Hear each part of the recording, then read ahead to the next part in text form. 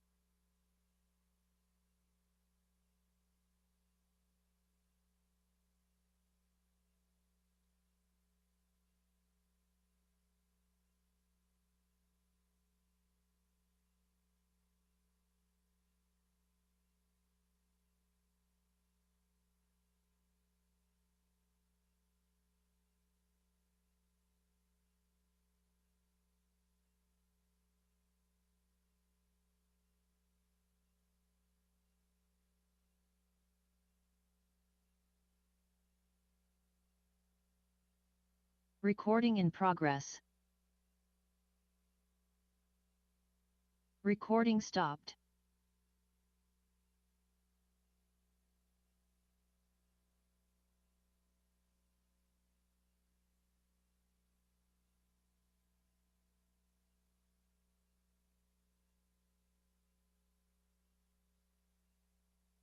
Recording in progress.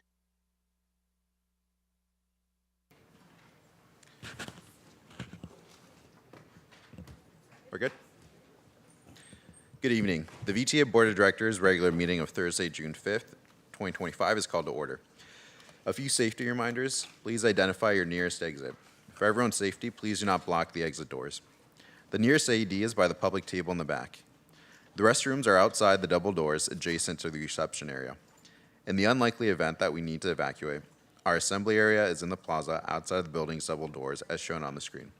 The address of our meeting location is also shown on the screen. Welcome to the members of the public who have joined us tonight. For those who would like to address the board, you are encouraged to complete a blue speaker card, which is at the public information table at the back. Please submit the completed card to staff before the item is heard. Virtual attendees can use the raise hand function on Zoom or press *9 if they're dialing in. With that, Elaine, could we have the roll call? Thank you, Chair. Abikoga. Here. Present. Arenas. Here. Present. Bozo. Absent. Bird. Here. Present. Candelas. Here. Present. Cohen. Absent. Young. Absent. Foley. Here. Jane. Here. Kamei. Here. McAllister. Absent. Montano. Here. Present. Moore. Here. Present. Mulcahy. Here. Sell. Here. Turner. Here. Weinberg. Here. Vice Chair Mahan. Absent. Chair Lopez. Here. Present. Chair, you have a quorum. Thank you so much. Next item is orders of the day, 1.2. Our agenda was revised, and a copy is in front of you and on the public table at the back of this room. Staff is requesting to hear agenda item 7.3 before item 7.2, and to remove closed session item 9.1.d from the closed session agenda. And I will request to move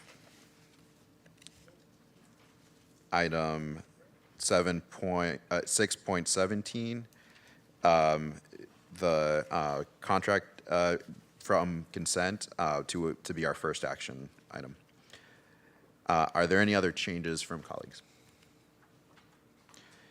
Staff, are there any other changes? Okay, if not, could I have a motion and a second to approve the orders of the day? So moved. Thank you. Foley and Candelas, all those in favor say aye. Aye. Any opposed? Thank you. That moves us to item number 2, awards and commendation. And tonight we're recognizing a special group of individuals, our interns from Cristo Rey. So we will have Karina Doe, HR analyst, introduce our interns while I come down. Good evening, board chair and members. I'm Karina Doe, HR analyst from Talent Development, and it is my pleasure that this evening we get to have a commendation for the 2025 Cristo Rey interns whose exceptional talents have greatly enriched VTA, and we commend these bright and exceptional young individuals for their invaluable contributions. So first we have Ms. Perla Contreras-Rios. Perla's internship with Talent Development can be described as impactful. She has impressed us with our resourcefulness, initiative, and ability to work with both independently and collaboratively. Perla brings openness, flexibility, and kindness to everything she does. These qualities make her not just a great team member, but a true pleasure to work with. Her eagerness to learn and grow is evident in her work ethic and in the way she embraces every opportunity. Though she's just starting out in her academic and professional journey, Perla has already shown dedication, talent, and character that points to a bright future.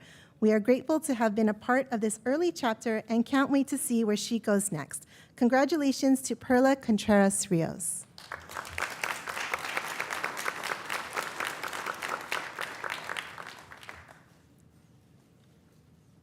Okay. Next, we have Yvonne Hernandez.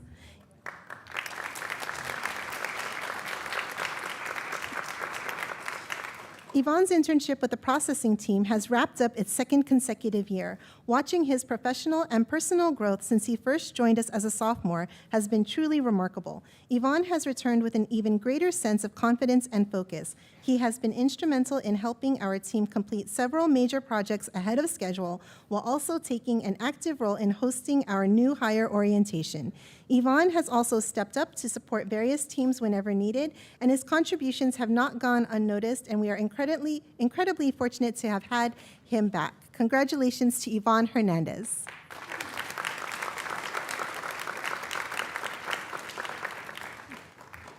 Next, we have Christopher Lopez Cruz.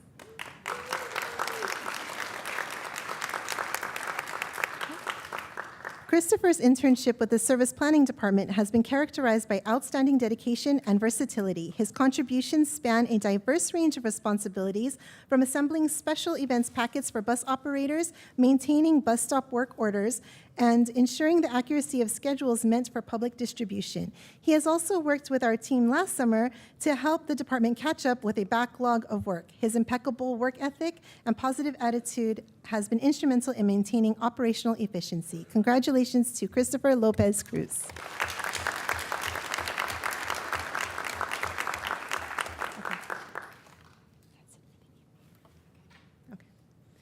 Next, we have Chris Evelyn Ochoa. And she's not present this evening, but Chris Evelyn's internship with the Operations Department has contributed to the smooth execution of several key tasks.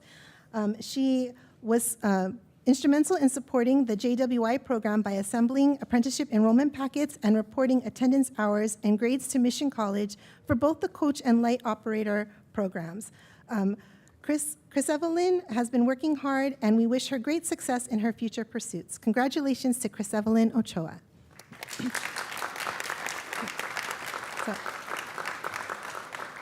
Thank you so much, and congratulations to all of our Cristo Rey interns, and this concludes my presentation.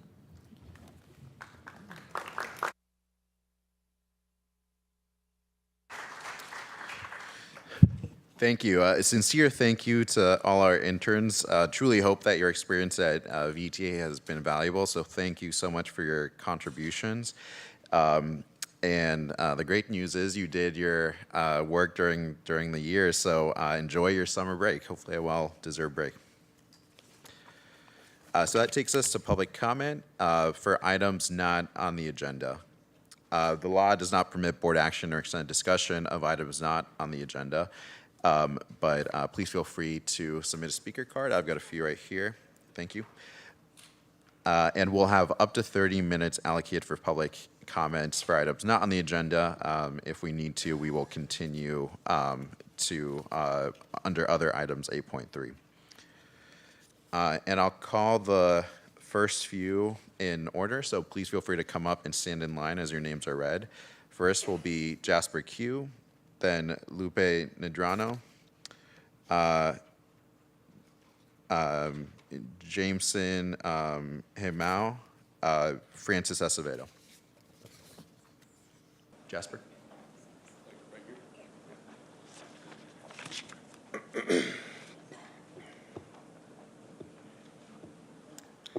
Good afternoon.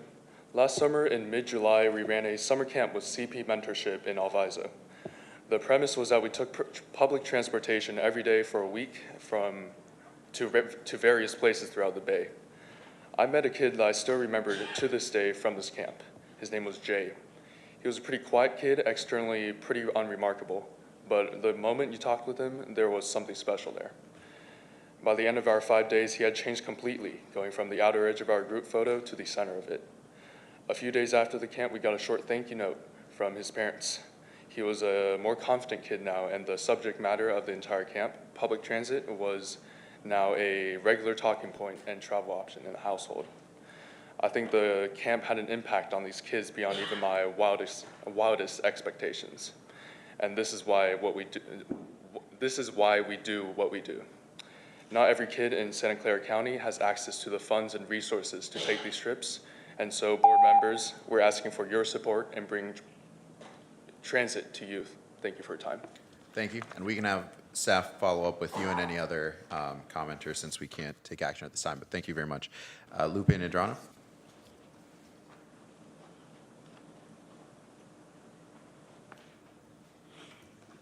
Okay. Good evening, board members. My name is Lupe Pedrano, and I'm here to talk to you about having VTA honor its own words. We were told repeatedly that VTA wanted to lessen the time on board for its riders. It hasn't happened yet, and as far as I know, dispatchers are not blind or fully sighted. They can see these things on their computers. I was kept on board unnecessarily on February 20th of this year. When I need to use the facilities, dispatcher did not want to take me home when my address was only 1.9 miles away. So I was kept on board for 55 more minutes. So I had to hold my bladder for another 55 minutes, which was cruel and unnecessary. So I want these instances to please have VTA have some respect and humanity for us riders. And please, I also want to commend all the people at VTA, present drivers who have known. I lost my son 3 months ago and another nephew this morning. And so I thank everybody for all the moral support they've given me because they have made me stronger and been able to go with my grieving process the way I have because of that connection. So please do not use your sense of humanity. Do not let us lose that contact with all of us. Thank you so very much. And thank you for your time and consideration on these important issues. Thank you very much, and I'm very sorry for your loss. James?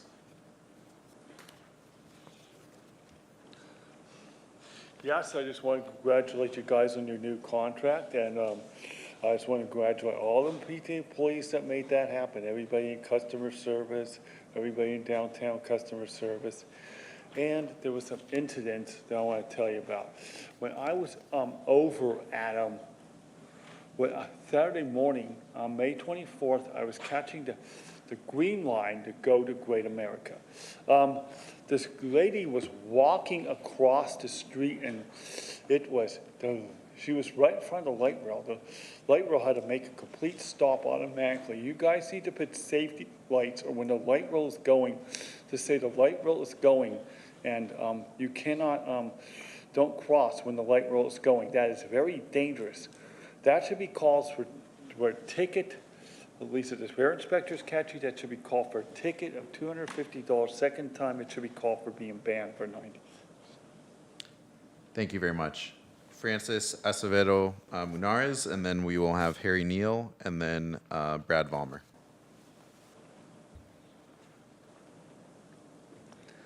Good evening.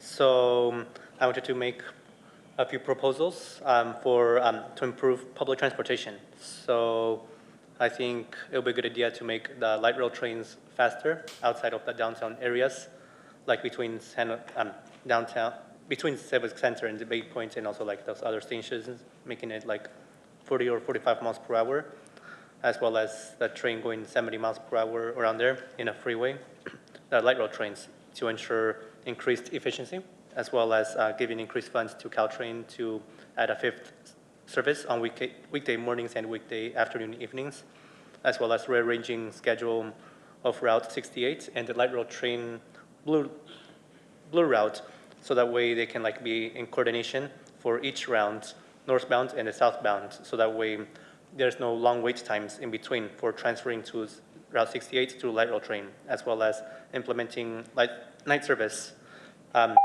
San Jose to Morgan Hill. Right, thank you. Thank you very much. Harry? Afternoon, board members. I have some bad news to report. Sadly, the city of Cupertino has decided to delay its adoption of the Stevens Creek Vision Study from what was planned to be this past Tuesday until September. This is very disappointing, and I do sincerely hope that given that it is a regional project, it is a project of not just the cities, but VTA and the county as well, that there will be some effort to reach out to them and see if it may be possible to reduce this delay and work to adopt the study sooner. It is truly key to the safety of what is arguably the county's most important corridor. And this delay, it is very frustrating, and I do hope that something can be done about it. Thank you. Thank you. Brad?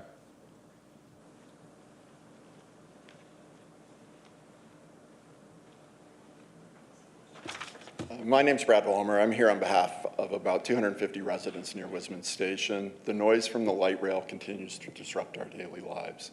Contrary to the VTA's belief that the problem is solved, it's not. We've been told the CPUC prevents solutions, but that's an excuse, not a barrier. The VTA should be working with the CPUC and the City of Mountain View to deliver relief, not passing the buck. Let's be honest, the Orange Line runs nearly empty for most of the day. It's one of the most inefficient routes in the country, yet we're asked to tolerate its noise 365 days a year as if it's serving thousands at our local station. If the VTA can buy office space in San Jose, develop property, surely it can solve a basic, fixable problem in a residential neighborhood. All we hear are excuses.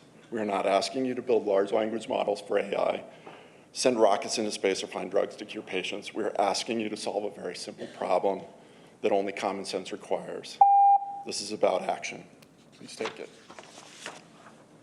Thank you. And Brad, I don't have your contact information on here. If you wish, you can leave it, and we can have staff make sure to follow up and meet with you. Let's go to public commenters online. Thank you, Chair. And before we do that, I just want to note for the record that we did receive written public comment that was provided to the board, and it's posted on the online agenda packet. Barney, followed by Blair, followed by Dennis. Barney, you may begin speaking when ready.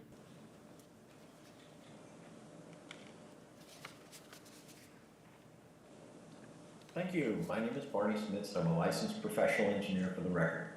Last night, the FTA announced that they are planning to pull their $4 billion funding for California's high-speed rail project. Comparing the high-speed rail project, which has at least started construction, with VTA's BSV2 project, which hasn't really put a shovel in the ground, is 11 years behind schedule and $7 billion over budget, it should be clear that the BSV2 project will be the next to have its proposed $5 billion funding pulled soon. So how can we keep this Ring Around the Bay project moving without FTA funding?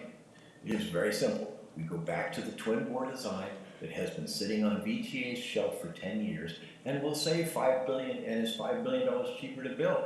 If VTA had started building the twin bore design back in 2018, the safer, cheaper to operate and maintain, and faster and cheaper to build twin bore BART system would be operational next year like originally projected. Thank you. Blair, you may begin speaking when ready.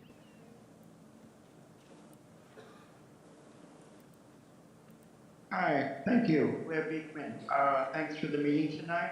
Thank you that it seems like contract issues have been resolved between the VTA and ATU. Thank you. I don't know what exactly has happened very much, but thank you. You've taken it from the consent agenda and put it on the regular agenda, item 6.17. It'll be really nice to hear conversation about it.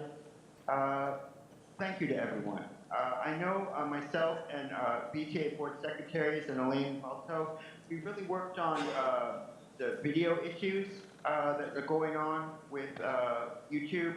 There's problems there. I've learned a lot from that. It's YouTube's problems going on. I was initially blaming VTA. We solved the February 2025 concerns. They were able to bring it back, the board secretaries bring it back to the YouTube process. Thank you. We now have that meeting if you want to review it and the initial ATU reactions. Dennis, you may begin speaking when ready.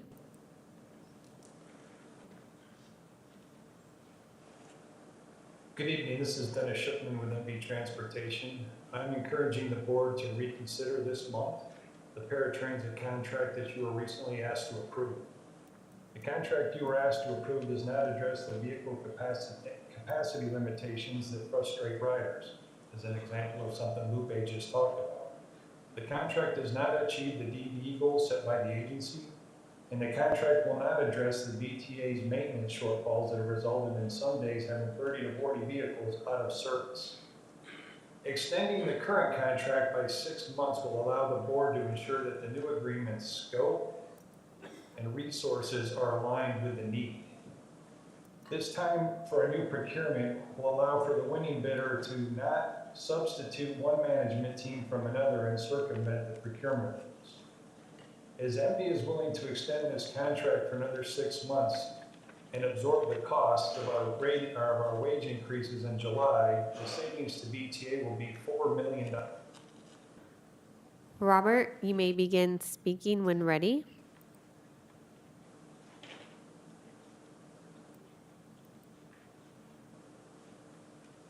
With the likely loss of $5 billion of federal funding that's needed to finance the BART borough, the entire project is at risk. Plan B could be a pod car network. Make the area 5 miles long so it overlaps both transit hubs, BART and Caltrain, and 2 miles wide so it covers most of downtown San Jose. And like with bus stops, provide pod car stops in every neighborhood. At each stop, pod cars are waiting for you. Just walk in, sit down, select your destination, and you are transported there quicker and more quietly than driving. A pod car network could be built in less time than the BART borough, offer better service to far more people, and do it at far less cost. So much less that local funding alone could pay for it. Learn more at milpitasprt.com. Our last speaker is Mason. You may begin speaking when ready. Good evening, board members. Mason Fong. Just wanted to flag during item 8.1 today, board referrals. The hope is that the board could discuss the potential to review the paratransit RFP prior to the end of the month when the contract expires. We've met with several of you, noted several issues with the process and the ability to save funding during a deficit while also extending the current contract, to reevaluate the scope of work, because under the current scope, levels of service will most likely not improve as the vendor is changing, but the team that manages the program is staying the same, the software is staying the same, all of the technology and operations are staying the same. And so the hope is that before you go on to summer break on July, that you can consider this either at the 27th, when you have a special meeting convened, and using the formal board referral process, which only takes 3 board members to agendize an item. Thank you. That concludes public comment, Chair. Thank you very much. We'll now close public comment, and we have no items under item number 4, public hearings. So now we go to item 5, reports, and first up is 5.1 with Kylie Clark here, Chair of the Citizens Advisory Committee.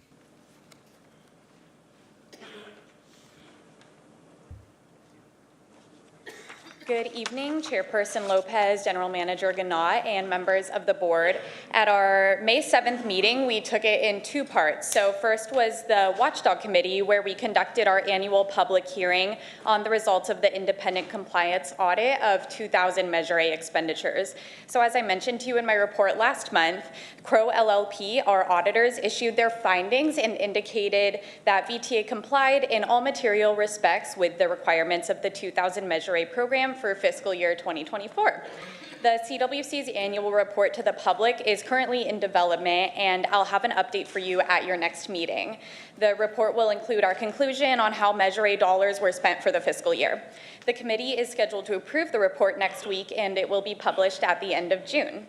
Following our public hearing, the CAC joined the 4 other VTA advisory committees for a joint advisory committees workshop. I want to thank Deputy Manager Greg Richardson again for giving us a warm welcome and for the board office for organizing this workshop. It was really great to network and collaborate with our fellow committee members. At the workshop, staff provided a comprehensive presentation on the proposed fiscal year 2026 to 2027 budget, and this is now scheduled for approval on your agenda tonight. We also provided input on the strategic plan update, which I think we all found very exciting and inspiring. The group had an interactive session, which included group discussions on what we felt was the most critical about transportation in Santa Clara County, and also our key aspirations and goals for VTA. From the discussions, it was very evident that the advisory committee members across the different committees had a shared vision for enhancing transportation, not just here, but also in the region. And it was really refreshing to hear the diverse perspectives from the different committee members. And this was everything from enhancing regional connectivity to expanding active transportation infrastructure, and from improving paratransit coordination across the Bay Area to increasing ridership through strategic marketing and other methods. So our next meeting will be held next week on Wednesday, June 11th at 4 p.m. In person at 331 North 1st Street, and also virtually on Zoom. Thank you. That concludes my report, and I'm happy to answer any questions. Thank you so much. Great. All right. Thank you. Thank you. That brings us to On the model with the Nintendo Switch to your video game console. that brings us. Yeah, 5.1B. I think that's Policy Advisory Committee. Chair Yvonne Martinez Beltran.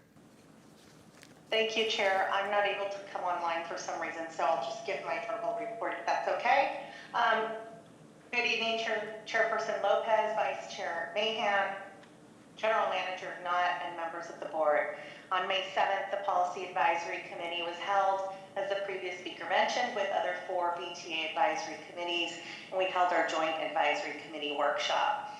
I really want to thank Deputy General Manager Greg Richardson, the board office team, and VT Planning and Finance. It was really a phenomenal workshop, and I think we all walked away with some great value. The workshop was a wonderful chance to interact with members from all the different advisory committees, TAC, CAC, BPAC, CTMA, and we got a chance to understand everyone else's perspective on broad policy issues related to the agency's budget and long-range plans that we are facing. As part of the staff presentation on the proposed FY 26-27 VTA biannual budget, we also got to hear from Jaden Singh and Danny Quinn about VTA's effort to mitigate budget challenges arising from the softening sales and tax revenues we all see in the coming years, and see how we can maintain a quality transit service in all of our county. We also provided input on VTA's update to the agency's strategic plan. We broke into small groups and then later reconvened into larger discussions and had a real opportunity to articulate our priorities with regard to the future of transit service. And I got a chance to share my views on ensuring that we maintain Caltrain and multimodal transit service connections to communities in South County and beyond. Broadly, we heard a range of views, not just on transit, but also on congestion management, bike and pedestrian infrastructure, and paratransit services too. I think the big takeaways were that we wanted to be the transit agency that people are looking to, that we look inward rather than looking outward to others, and we know we can be. Our next meeting will be held next week, Thursday, June 12th at 4 p.m., VTA headquarters, and thank you very much. That concludes my report. I'm happy to answer any questions if there are any. Thank you. Thank you so much. Don't see any questions. Thank you so much for joining us. Next, we have 5.1C, the 2016 Measure B Citizens Oversight Committee Chairperson Report. And I'd like to welcome Christine Fent, Chair for the 2016 Measure B Citizens Oversight Committee. Thank you. Thank you. Thank you, Chairperson Lopez and board members, for this opportunity to provide an update on the 2016 Measure B Citizens Oversight Committee, which is MBCOC, mouthful. I'm Christine Fenn, as you mentioned, the chairperson for the MBCOC, and my purpose tonight is to share our findings and announce the upcoming release of our annual report for fiscal year 2024. The 2016 Measure B ballot required an independent oversight committee to ensure funds are spent as approved and to inform the public of any any critical changes. My committee colleagues are highly qualified and dedicated, taking their responsibilities seriously and diligently fulfilling their duties. Our independent auditors, Moss Adams, completed the fiscal 2024 audit and issued a clean opinion confirming the 2016 Measure B revenues were expended only on ballot-identified costs. In May, the committee held its annual public hearing to gather community input. The MBCOC's annual report on fiscal year 2024 is scheduled for release later this month. The report confirms the committee's conclusions that the 2016 Measure B revenues were spent in accordance with the ballot for the fiscal year 2024. As an independent oversight committee, the MBCOC issues an annual report to provide county residents with independent assurance that their 2016 Measure B tax dollars are being spent as intended and voted upon. The link for our annual report will be sent to all VTA board members, and we encourage you to include it in your communications for the community to read. MBCOC members constantly strive to provide added value to the 2016 Measure B program through independent, informed perspectives and recommendations to the board and VTA administration. This includes best practices, optimizing program transparency, maximizing community awareness, and communicating how Measure B enhances the quality of our life. I recommend the public and board visit the Measure B transparency websites if you haven't already, which is 2000measureb.vta.org. On another note, we're always looking for dedicated community members to join the MBCOC and to help continue our vital oversight role.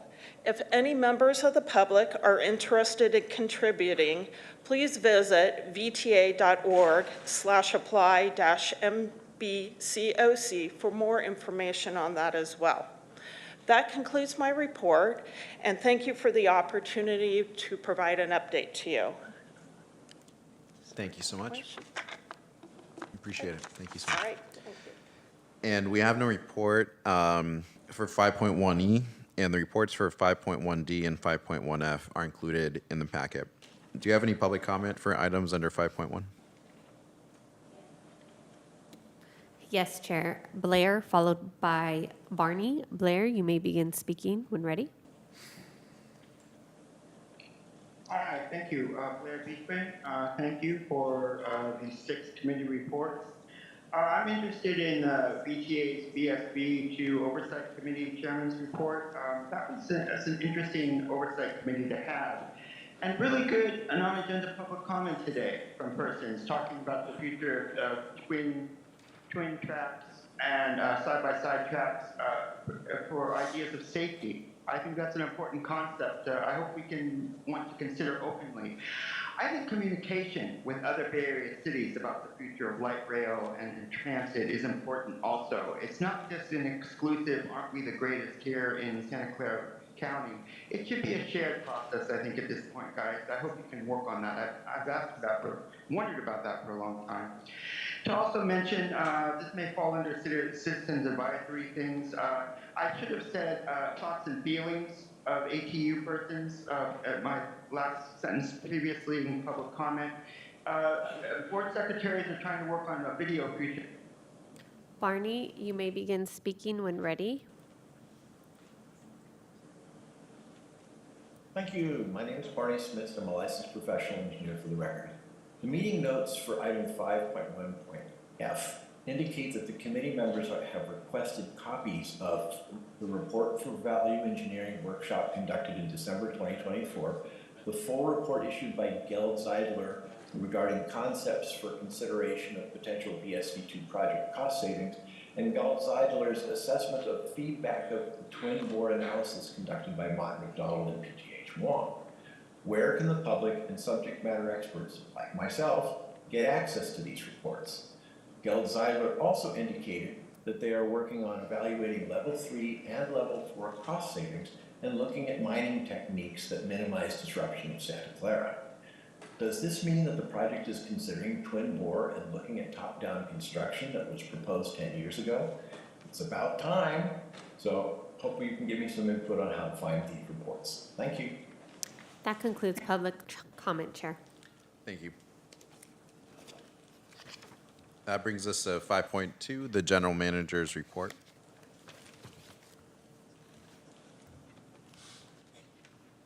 Good evening.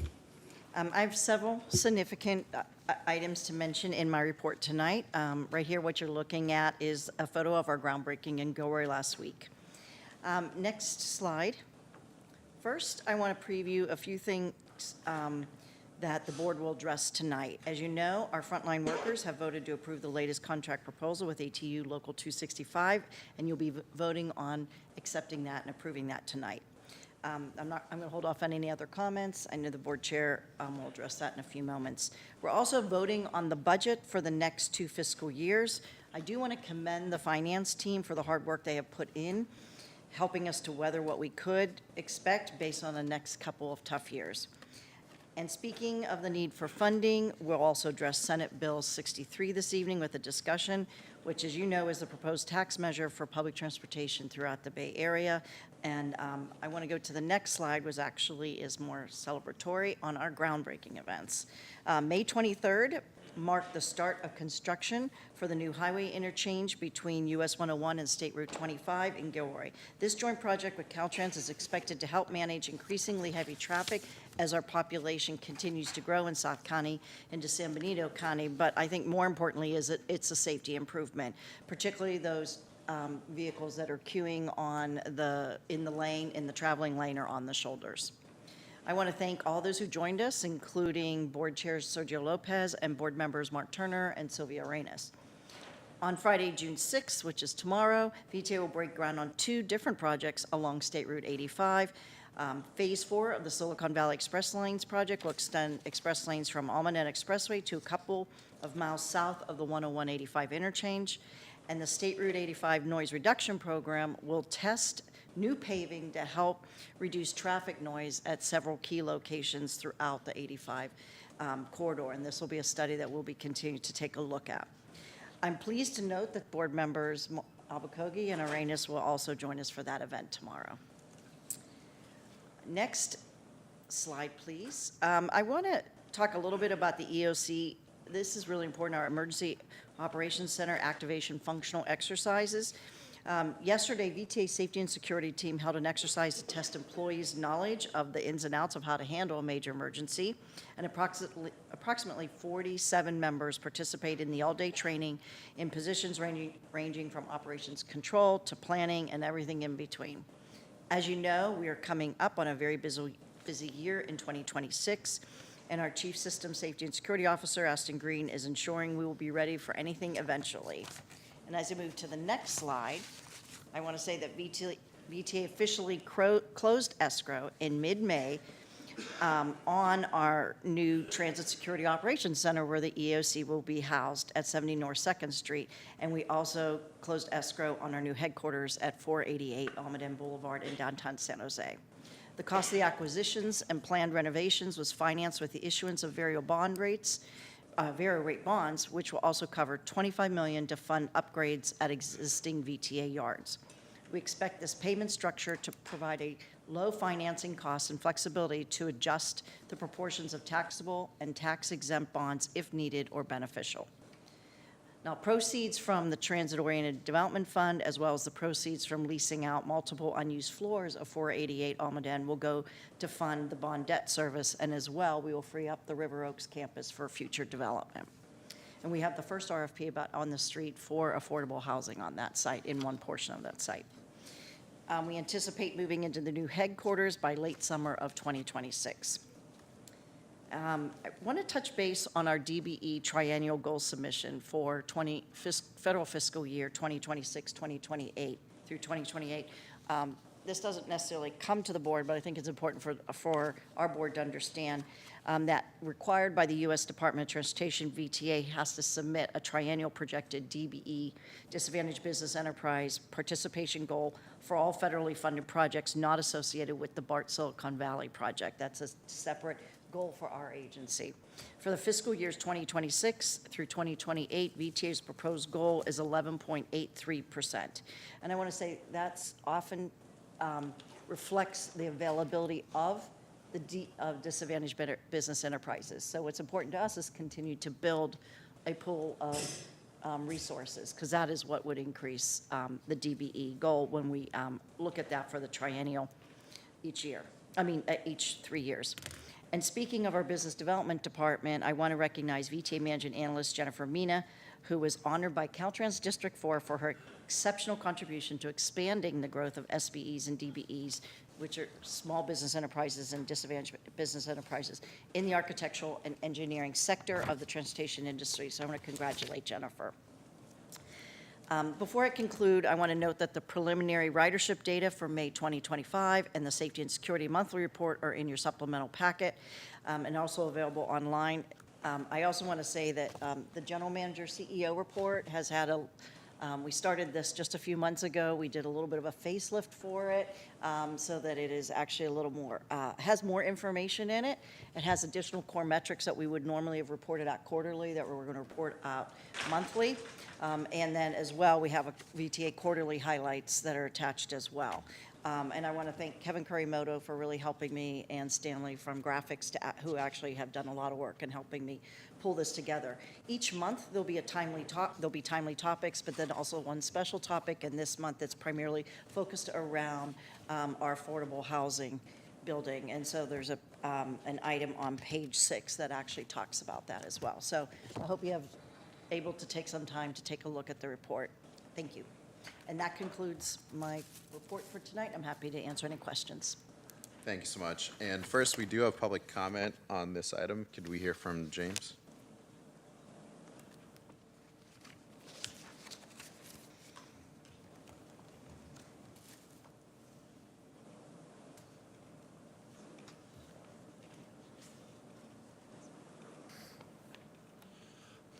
Well, congratulations on the 265 contract.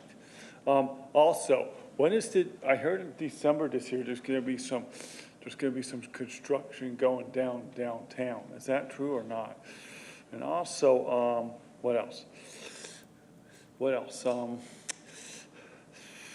Yeah, I just want to congratulate you guys on your new contract with people from customer service. Y'all are star ones. Paul's a star 1, Sylvia's a star 2, and everybody else is a good star. All right,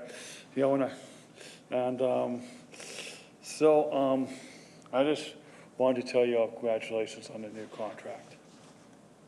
Thank you. Any other public comment? Yes, online, Chair. Barney, followed by Blair. Barney, you may begin speaking when ready. Thank you. My name is Barney Smith. I'm a licensed professional engineer for the record. In a recent press release from VTA regarding the BSV2 project, VTA claimed that it is taking decisive action to ensure that the BSV2 project is on time and within budget. I hope that you are all embarrassed by this comment, as the facts are that the twin-bore BSV2 project was scheduled to open next year. And with the projected cost of approximately $6 billion, with the current projected delivery date of 2037, the single-bore BSV2 project is estimated to cost $13 billion.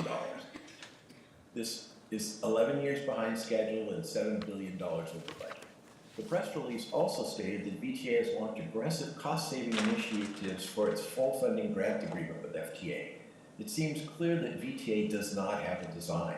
What design are you submitting? Unsafe 54-foot single bore, the 42-foot stacked, or the 34-foot single bore?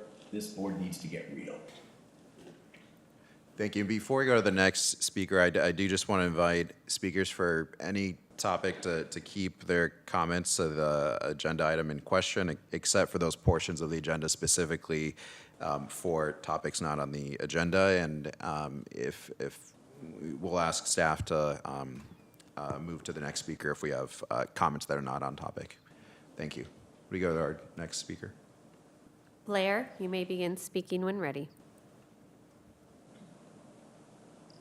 Hi, Blair Beekman. I prepare to speak on the general manager's words about housing issues that you spoke about here at this time. I don't know if you know it or not, but I was for 8 years I was doing tech accountability advocacy work in San Jose and Santa Clara County and the Bay Area. I moved to San Diego back in 2022, but I still try to be around sometimes, so I'm here now at the meeting. Hi. In San Diego, I learned just today, their housing construction costs are kind of relatively lower than most large cities in California. I don't know why any of that is, but with that, it gives them many other choices in how to address the future of housing and affordable housing. Really good luck. That I don't know how we can address construction costs in the Bay Area in the future, but good luck if you can lower them in some way. Maybe that can be a key to our future. That concludes public comment, Chair. Thank you so much. Any questions from colleagues on the general manager's report? If not, I'll move to 5.3, which is the chairperson's report. And I just want to give a quick note to my colleagues to check out the upcoming Apta Transit Board Members Seminar that will be held July 19th through 22nd in Kansas City, Missouri. I've attended previous seminars. They really are not just fun, but worthwhile with really targeted information specific for transit board members and a chance to connect with folks around the country and pick up ideas and just challenge our thinking. So really would encourage folks to sign up. If you are interested, please contact either the board office or the government affairs team and they'll get you signed up. With that, I'll take public comment for 5.4 if we have any. There are no hands raised, Chair. Okay, close public comment. Any questions from colleagues? If not, we'll move to the consent agenda, which is items 6.1 through 6.16 and 6.18 through 6.22. Do we have any, we pulled item 6.17. Are there any other items any board member wishes to pull from or add to consent? Yes, Director Jane. Chair, I'm going to abstain from 6.20. I did not attend the workshop. Thank you. And Director Abakoga? Thank you, Chair. I just wanted to say thank you to staff on item 6.18 regarding board referrals and providing the status updates on them. I know that we've asked that, and I appreciate that this is being included. So thank you so much. Thank you. Any other questions, comments, or requests to pull? If not, could I get a motion and a second? And that's again for 6.1 through 6.16 and 6.18 through 6.22. So moved.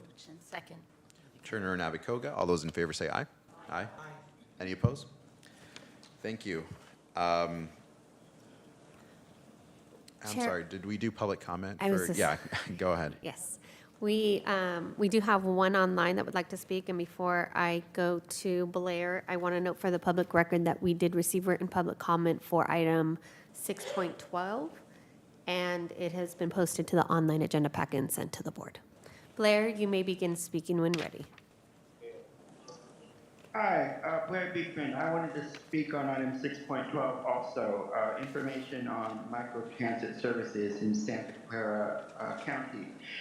It was mentioned earlier at this meeting about the future of multimodal transportation issues for the VTA in the future. Really good luck in that work and effort. San Diego is doing their own efforts. They've had some pretty serious debates and battles around the future of that issue, actually, and can be pretty heated down here in San Diego. Good luck that you can see what they're doing. They're to plan for these projects. Their budgeting grew a little out of hand. They've had to slow down. You can learn some important lessons from them how to do it well, since you budget well, and create practices and understandings and future projects for the future of multimodal that can be really interesting and hopeful. It's a really promising future. Good luck what you can do as the VTA. Thank you. That concludes public comment, Chair. Thank you so much. Close public comment, and that brings us to 6.17, and no need for a staff report on this item. I just wanted to make a few comments. Ordinarily, when we approve a contract, it would be put on the consent calendar, but I just want to acknowledge that, of course, this wasn't an ordinary process, and the difficulty and challenges it's caused for our workers, our frontline workers, the rest of the agency, our riders, and the community that we serve. And I wanted to express as strongly as I could my commitment to turning the page and continuing the challenges that we have that we know go back years and go beyond, in my opinion, beyond just any one collective bargaining agreement process, and really speak to the culture that we want to have and foster in this agency. And I'm committed to working towards that culture. I'm committed to finding ways to bring in voices from all our groups to help shape the decisions that affect them, and to continuing ways to partner and work together in the future on the other challenges that we face and that we'll be talking about, like revenue in the future of this agency and the budgeting discussions that we're having. So I want to express that, my commitment, and for those who may be listening, whether or not you believe my words, just know that I represent and I serve you too, and I'm committed to keeping it working together. And I've spoken and met with scores of people with strong feelings on all sides of this, from workers to riders who are affected. So I understand and I feel those impacts, and I'll continue to be accessible and have an open door. Whether or not you agree or support my own actions, will continue to keep that. So that's my commitment going forward, to continue working on this. I'll open up to public comment and then see if there are any other comments before motion. There is one hand raised. Blair, you may begin speaking when ready. Hi, Blair Beekman. One of the biggest decisions of our lives, and I didn't quite understand what was said. I'm gonna have to review what was said for this item. So thank you. I hope issues have been resolved, and you resolved them well for all the other transit agencies and services around the ATU, bus drivers and such, and the VTA. Really good luck that we're finding solutions and we're really working towards solutions, and that we've tried hard to keep it as a family-loving unit, and good luck that we can continue that effort. Thank you. That concludes public comment, Chair. Thank you. We'll close public comment, and then I just wanted to see if there are any other directors who wish to make a comment. And if there is, sure, Director Sell, go ahead.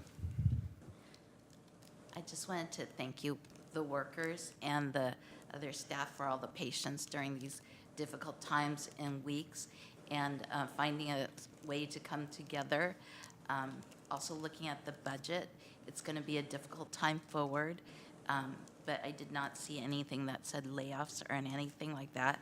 So I believe that VTA cares about their employees, and it's just difficult all around, but we will move forward together. Thank you. Do you have any other directors wishing to speak? Yes, Director Arenas, please. Thank you. I also wanted to express my gratitude to the employees and all of the folks who came to the table to have the discussions to really resolve this. I know that it took a lot of time and energy and patience, and so I'm left with a lot of gratitude for our employees as well as for the staff that was involved. I think it takes a certain kind of a skill to come to a negotiation that everybody is happy with, and I hopefully this is something that is as good as it can get for our employees who are struggling currently. Thank you. Thank you. And if there are no further board comments, then I will move adoption of this item. Second. Candelas, I think, for the second. All those in favor say aye. Aye. Aye.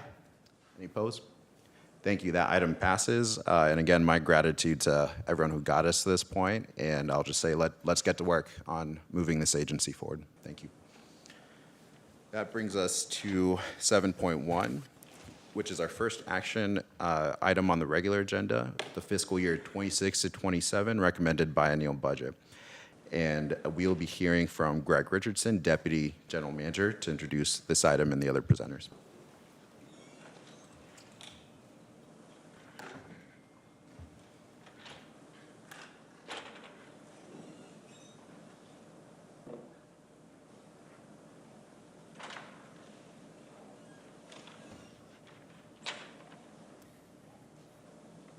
Thank you, and I'm going to turn it to Jaden.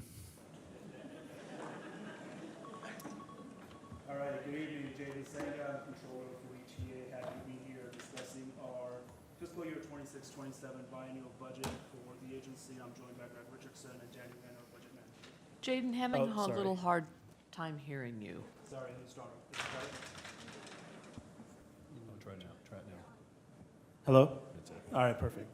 So I'm going to start over, sorry. Good evening, Jaden Sanga, Controller for VTA. Happy to be here bringing forward our recommended budget for fiscal year 26-27. Again, I'm joined by Greg Richardson and Danny Wen, our budget manager. Next slide, please. All right, on this slide, we have the agenda for today's presentation. We'll review the budget timeline and the approval process that we've taken so far for our biennial budget. We'll look at our fiscal year 26-27 revenues and expenditure budget. We'll touch on the economic outlook for the agency and our 10-year forecast. And we'll review our budget for the other VTA funds and programs and seek board approval at the end. Next slide. All right, so on this slide, we have a quick overview of the budget approval process and the timeline. We began the budget development process in August of 2024, and we've taken this presentation to the budget workshop in April of 2025. It was then taken to the CPC committee also in April. We've presented this comprehensive budget presentation to the Joint Advisory Committee workshop, which included all the committee members from all the 6 advisory committees at VTA. It was then taken to ANF committee and community meeting on May 30th, and now it's in front of you today for adoption. This slide here shows VTA's business plan initiatives and how our recommended budget aligns with these priorities supporting the business plan for the agency. The 4 priorities we have listed here is a fast, frequent, and reliable transit network, our project and program delivery excellence, mobility solutions through partnerships, and workforce development and well-being. Again, the goal here is to work towards a transit system that serves the evolving needs of the community with a fiscally disciplined approach as we look ahead. This slide here goes over our commitment for the next 2 years with fiscal discipline and long-term sustainability for the agency. The development of the biennial budget has been particularly challenging given the state of the regional, state, and national economic outlook and the pressures that we are seeing on our sales tax revenues. So we are emphasizing on fiscal discipline and also instituting some targeted cost measures that are incorporated into the next 2-year budget cycle. And our commitment is to fiscal prudence as we go through and careful planning and prioritization for the expenditure levels for the agency and strategically managing our limited resources amid the revenue volatility as we look ahead. And finally, preserving operating reserves and maintaining fiscal flexibility. This slide here goes over some of the broader economic concerns for the agency as we look ahead. Number 1 is slowdown in consumer and business spending. Again, that's impacting VTA's sales tax revenues. We drive 80% of the transit fund revenues through sales tax, and 60% of that is dependent on the consumer and business spending in Santa Clara County. And that is something that we're seeing a decline in both of those categories, historically looking backwards and also looking forward for the next 2 years. Next we have is the federal tariffs and federal policy landscape, which will be impacting the business growth and potential spending in Santa Clara County, which is also something we're keeping an eye on. And next is the recessionary pressures, with over half the economists in the U.S. predicting a slowdown of the U.S. economy in the first 2 quarters of fiscal year 2026, which in turn will affect the sales tax growth and the revenues that we generate for the transit fund.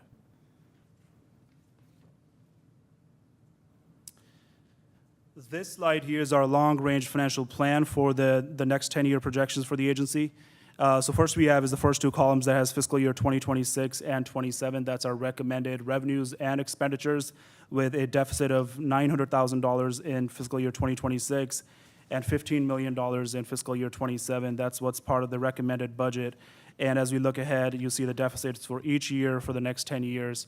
Looking at some of the sales tax volatility and a consistent increase in our expenditures is what's leading to that decline in the revenues there and also the growth in that deficit. And then right below that is our operating reserve balances beginning in fiscal year 2026. The balance is $226 million. And every year we run a deficit, that number is reduced. So what's showing here is by the end of 2029, all of the operating reserves would be spent if we go with the trends that we are seeing today. As part of the A&F committee, there was also a recommendation to put forward 2 line items there to show what would be the impact on the reserves if we maintain that 8% vacancy level, and also if we maintain a 20% vacancy level. That's what's budgeted for the next 2 years. So lines that you see at the bottom of this slide shows our reserve levels for the next 10 years, both with 8% vacancy level maintained and also with the 20% vacancy level maintained for the next 10 years. This slide here is our anticipated deficits. Again, the same information that you saw on the previous slide, but just more in a more of a graphical form here. The orange line is the deficit levels in each year, and that's if we maintain the 20% vacancy level for the next 10 years. And the blue line is, again, the 8% vacancy level and the deficits that we would see for next 10 years. We've also listed some potential mitigation efforts to mitigate some of these impacts that we are seeing, and some of those include enhancing our revenues with the regional sales tax measure, our advertising and sponsorship revenues, and potentially transferring express lane revenues and TOD revenues to the transit fund. We're also looking at containment on the expenditure side. Again, increasing the vacancy rate is what we're putting into the budget for the next 2 years. Potential furloughs, and we'll look at that in the future slide here. And also looking at some optimizing routes and consolidating service, looking ahead to maintaining the balanced budget approach. These are the 3 targeted cost measures that are incorporated into our biannual budget for fiscal 26 and 27. The number 1 here is limiting our budget increases. So for the non-labor budget for the agency for the next 2 years, we're limiting the increase to 5%, and that's to pay for a lot of the cost escalations that are built into the contracts that are already in place. Just for context, we received $40 million in new funding asks for the next 2 years that were not approved. The next is zero funding allocation for the transit fund in 26-27. Historically, VTA's operating budget pays roughly $40 to $50 million to the transit capital ecosystem, and that is not something that we are budgeting in for the next 2 years. We're still funding 32 capital projects that are with a local share of $61.3 million, and that is the funding that's coming from the transit capital reserve that we're dipping into. And the next cost containment measure here is hiring pause and no new FTEs. We are not adding any new positions for the agency for the next 2 years, and also putting a hiring pause on the vacancies that are currently existing at the agency, with the objective of getting to that 20% vacancy level, which is budgeted in the budget for the next 2 years. On this slide here, we show is our current vacancy level and the budgeted salary saving scenario of $62.1 million. Again, the goal is to get to that budgeted salary savings through current hiring pause that's currently in place, and also depending on how the economic conditions evolve, supplementing that with potential furloughs. So what you see on the left chart here is that 8% vacancy level. That's where we are today, and that equates to $24.6 million in savings. What we're budgeting into our budget for the next 2 years is a 20% vacancy level, or $62.1 million in salary savings. The goal here is to get to that $62.1 million, which will need that $37 million in salary savings, and that could be achieved through keeping the hiring pause in place and also potential furloughs. And that's the scenario that you see on the right, with a single day a month for 12 months would save the agency $5.5 million if that's the route that we go towards. And this slide here is a quick analysis of a scenario showing a reduction of 5% to our non-labor budget. This is something that was discussed during the budget workshop. The table on the left shows each division and its respective non-labor budget at the fiscal year 2025 adopted levels, and the next column over shows the potential savings with the 5% reduction. This is not something that staff is recommending or incorporating into the budget for fiscal year 26-27, given the critical nature of some of the contracts that are funded through the non-labor budget.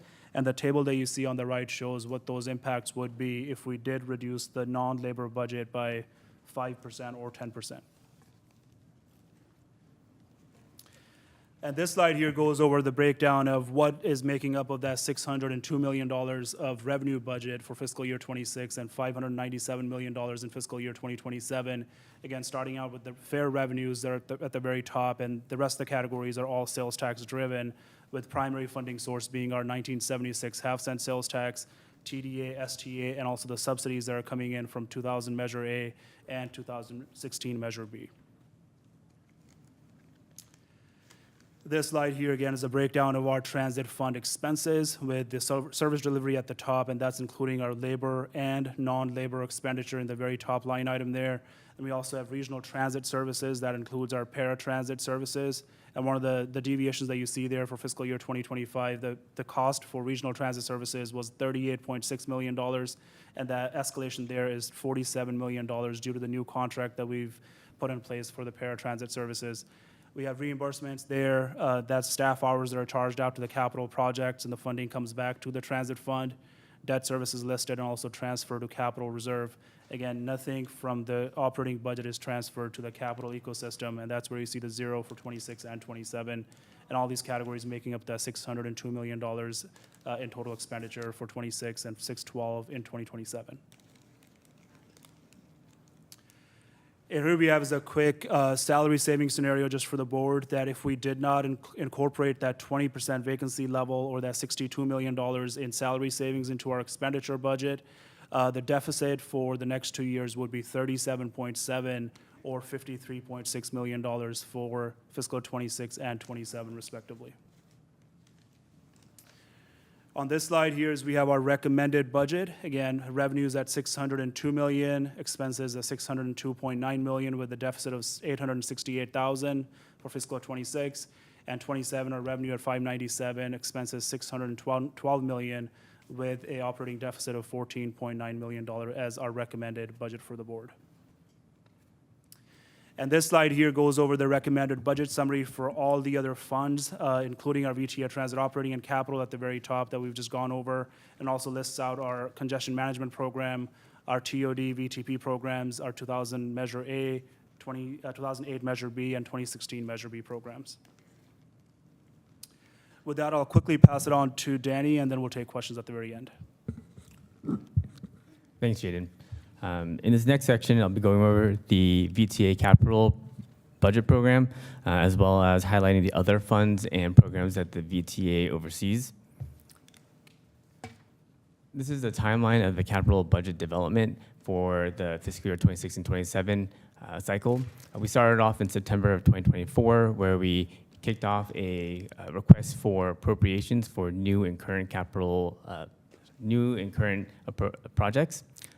We then took the projects that were requesting appropriation and reviewed them internally, rating them by metrics that were approved and adopted by the board, and also applied constraints revolving around fiscal constraints and also scheduling.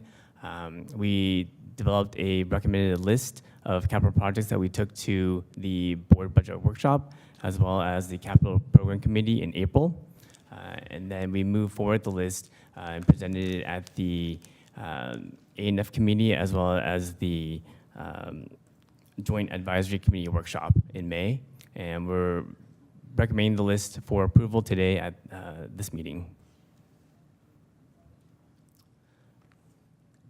This slide is an overview of the VTA Transit Fund capital program. As Jaden mentioned earlier, the Transit Fund capital projects are funded through the Transit Operations Capital Fund, which is a capital reserve fund that we established in the last biennial. Funding for the reserve funds comes from the transit operating budget. In prior fiscal years, we funded about $40 to $50 million. As Jaden mentioned also earlier, is that in this recommended budget, we are proposing to not fund the transit capital fund to help with the deficit on the operating side. With that being said, the Capital Reserve Fund has about $190 million in appropriation, and the intent of this fund is to provide local match for capital projects. In this current cycle, there are about 127 projects that requested appropriations from the Transit Capital Reserve Fund. Of the 127 projects requesting funding, about $342 million is we're requesting local transit funds. Going through the review process and the ranking process, we are putting forward 32 capital projects that total about $61 million to use from the Transit Operations Capital Reserve Fund. If these projects are adopted, then the balance of the transit operation capital funds would be reduced from $190 million to about $130 million. And that would be used for future capital budget cycles. This is a chart that shows the list of, this chart shows the capital projects that are being proposed to be funded. These are the categories of the projects, and the largest category is the revenue vehicles and equipment category, and that includes projects such as procurement of electric buses, as well as replacement of the paratransit fleet. Here's an overview of the other programs and funds that VTA oversees and manages. The board had reviewed and adopted the budgets for the congestion management program, as well as the 2016 Measure B program at the May 1st meeting. And the others are the other programs that the board oversees.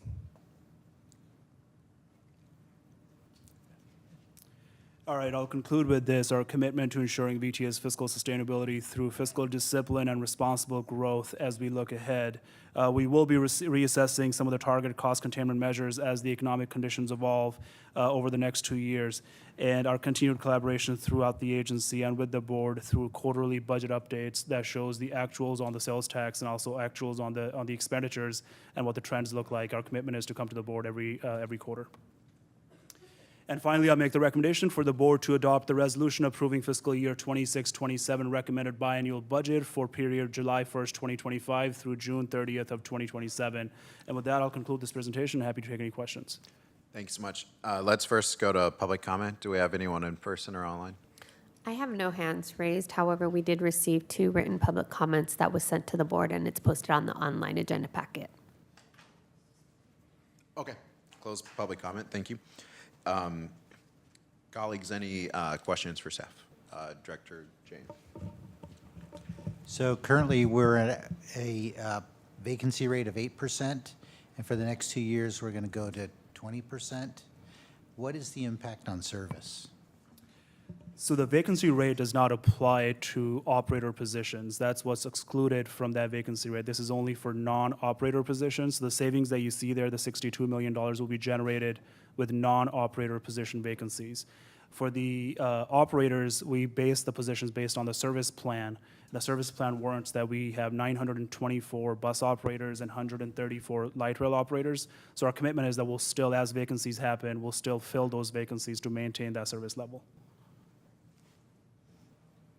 Okay, but so you have operators, but of the 20% for the 62 million, is that maintenance crews? Who is that? That's anybody that's non-operators. That includes maintenance, that includes administrative positions, vacancies as they happen. So it's everything that's non-operator. And maintenance crews won't affect service? So I'll add into this. So this is where I think the conversation is going to be, the goal is to get to the 20%. Every position that becomes vacant, we're going to have discussions as to the critical nature of that position. So I would probably argue right now that if we have a maintenance individual that is a vacant position, that is going to get filled, because we'll contend and we'll continue to say that our position is we are not wanting to affect operations. The service, I shouldn't say operations, the service that we're providing to the public. And so that is really what we're going to evaluate when it comes to whether it's cost reductions in certain areas as far as departments or its positions. And so that's, as we've all talked about it, that's going to be the challenge of getting to 20%, but that is still going to be the goal to get to that savings number, and we just have to figure out during the course of the year how to get to that savings number. Thank you. And I'm going to actually take the chance to jump in. Could you just zoom back a little bit and describe what that process will look like a little bit that you just touched on? Because I think that'll help us contextualize and provide clarity for the public. Absolutely. And I think what I say today is really at a 40,000-foot view. I think that, as July 1st hits and we start seeing the impacts of what's really truly happening with sales tax and how we're coming with actuals versus our budget, some of these decisions will need to be made. And so what we're going to need to do, assuming the budget is passed, we can then focus our energies on really working with Sonia, our Chief People Officer, and her team, and start putting together the plans of what it would take should any sort of a furlough-type program need to happen or other decisions that need to happen if the vacancy number doesn't come to fruition. And so once we figure out that process, it is definitely going to entail a lot of conversations with each of the unions, because any of these decisions are going to impact them, and we want to make sure that we're having those conversations about the process, how it impacts them, how to best put forward something like this at the least impact to their members and our employees. So there's going to be, I would expect by the end of the first quarter is when we're going to evaluate directions that we need to take as it relates to the budget. And so by then, hopefully we've had that conversation and identified the process and be able to start implementing things if they're necessary. And I say we'll evaluate after the first quarter. The expectation probably is by the end of the first half of the year is when we're really going to see where changes are necessary.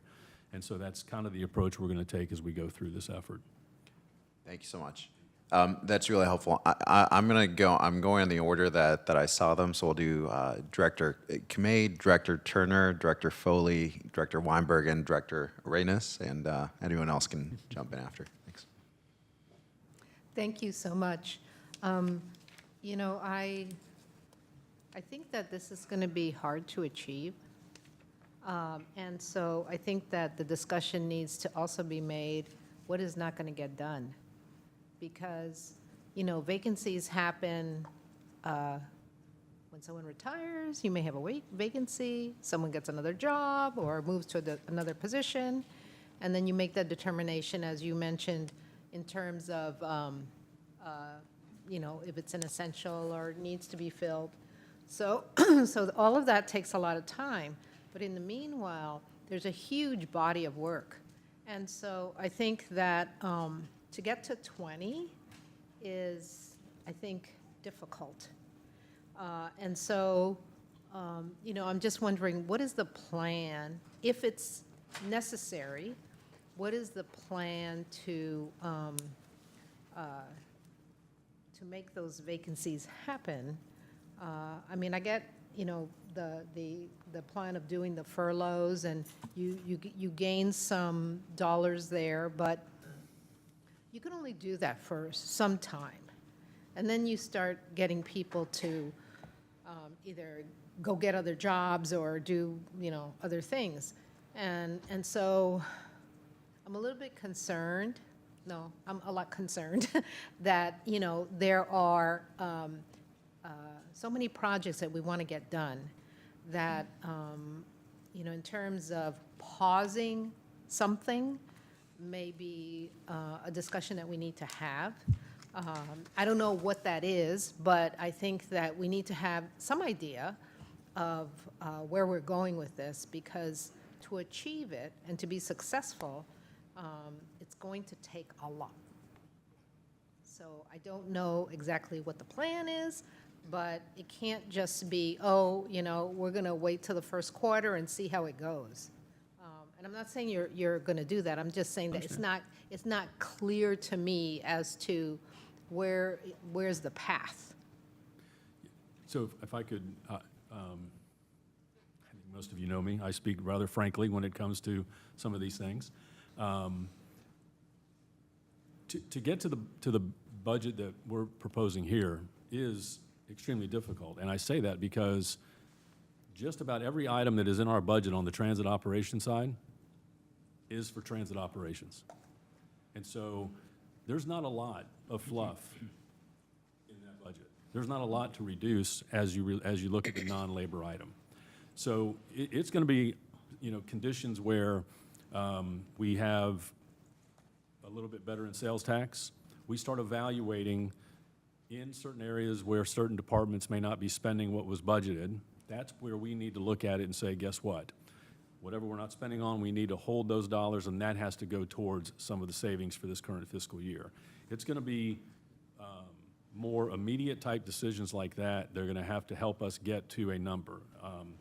There's not going to be, I want to make sure we're clear on this, that as we've developed this plan, there is not I'll call it a forced vacancy. Nothing like that is going to be happening. At this point, we are anticipating through attrition, vacancy numbers get there, and then those decisions will be made. So to your point, it's going to take time to get to that 20% number based on that. And so the ultimate reality is to do the things that we need to do for this fiscal year, most likely will require getting into the reserves at some point at the end of the year. We're going to most likely have to use the reserves. But what we want to be able to do is at least present a budget that says we're going to do all we can to get those savings where we can, and then develop what we can as we go through the year. But there has to be an understanding that most likely we're going to have to dip into reserves to make sure that the service that we're providing to the public remains. And that's the decision right now that we've made as an agency, and I think as the board, that we do not want to reduce that from a service perspective. And so that's going to be the focus that we're going to be placed as we go into fiscal 26. Okay, thank you. Thank you, and I may ask similar questions as Director Kamei, but the gap now between 8 and 20% is 12%. And do you see in the amount of time that you've budgeted here that you really could get to the 20% in that period of time? In other words, 12%? It'll be, like Greg said, it'll be tough. And that's something that we just watch over time as to where we are getting to. And part of the reasons why we put the hiring pause in place in April was to give ourselves that 2-month period so we see kind of where the trends of the vacancies are happening and the attrition.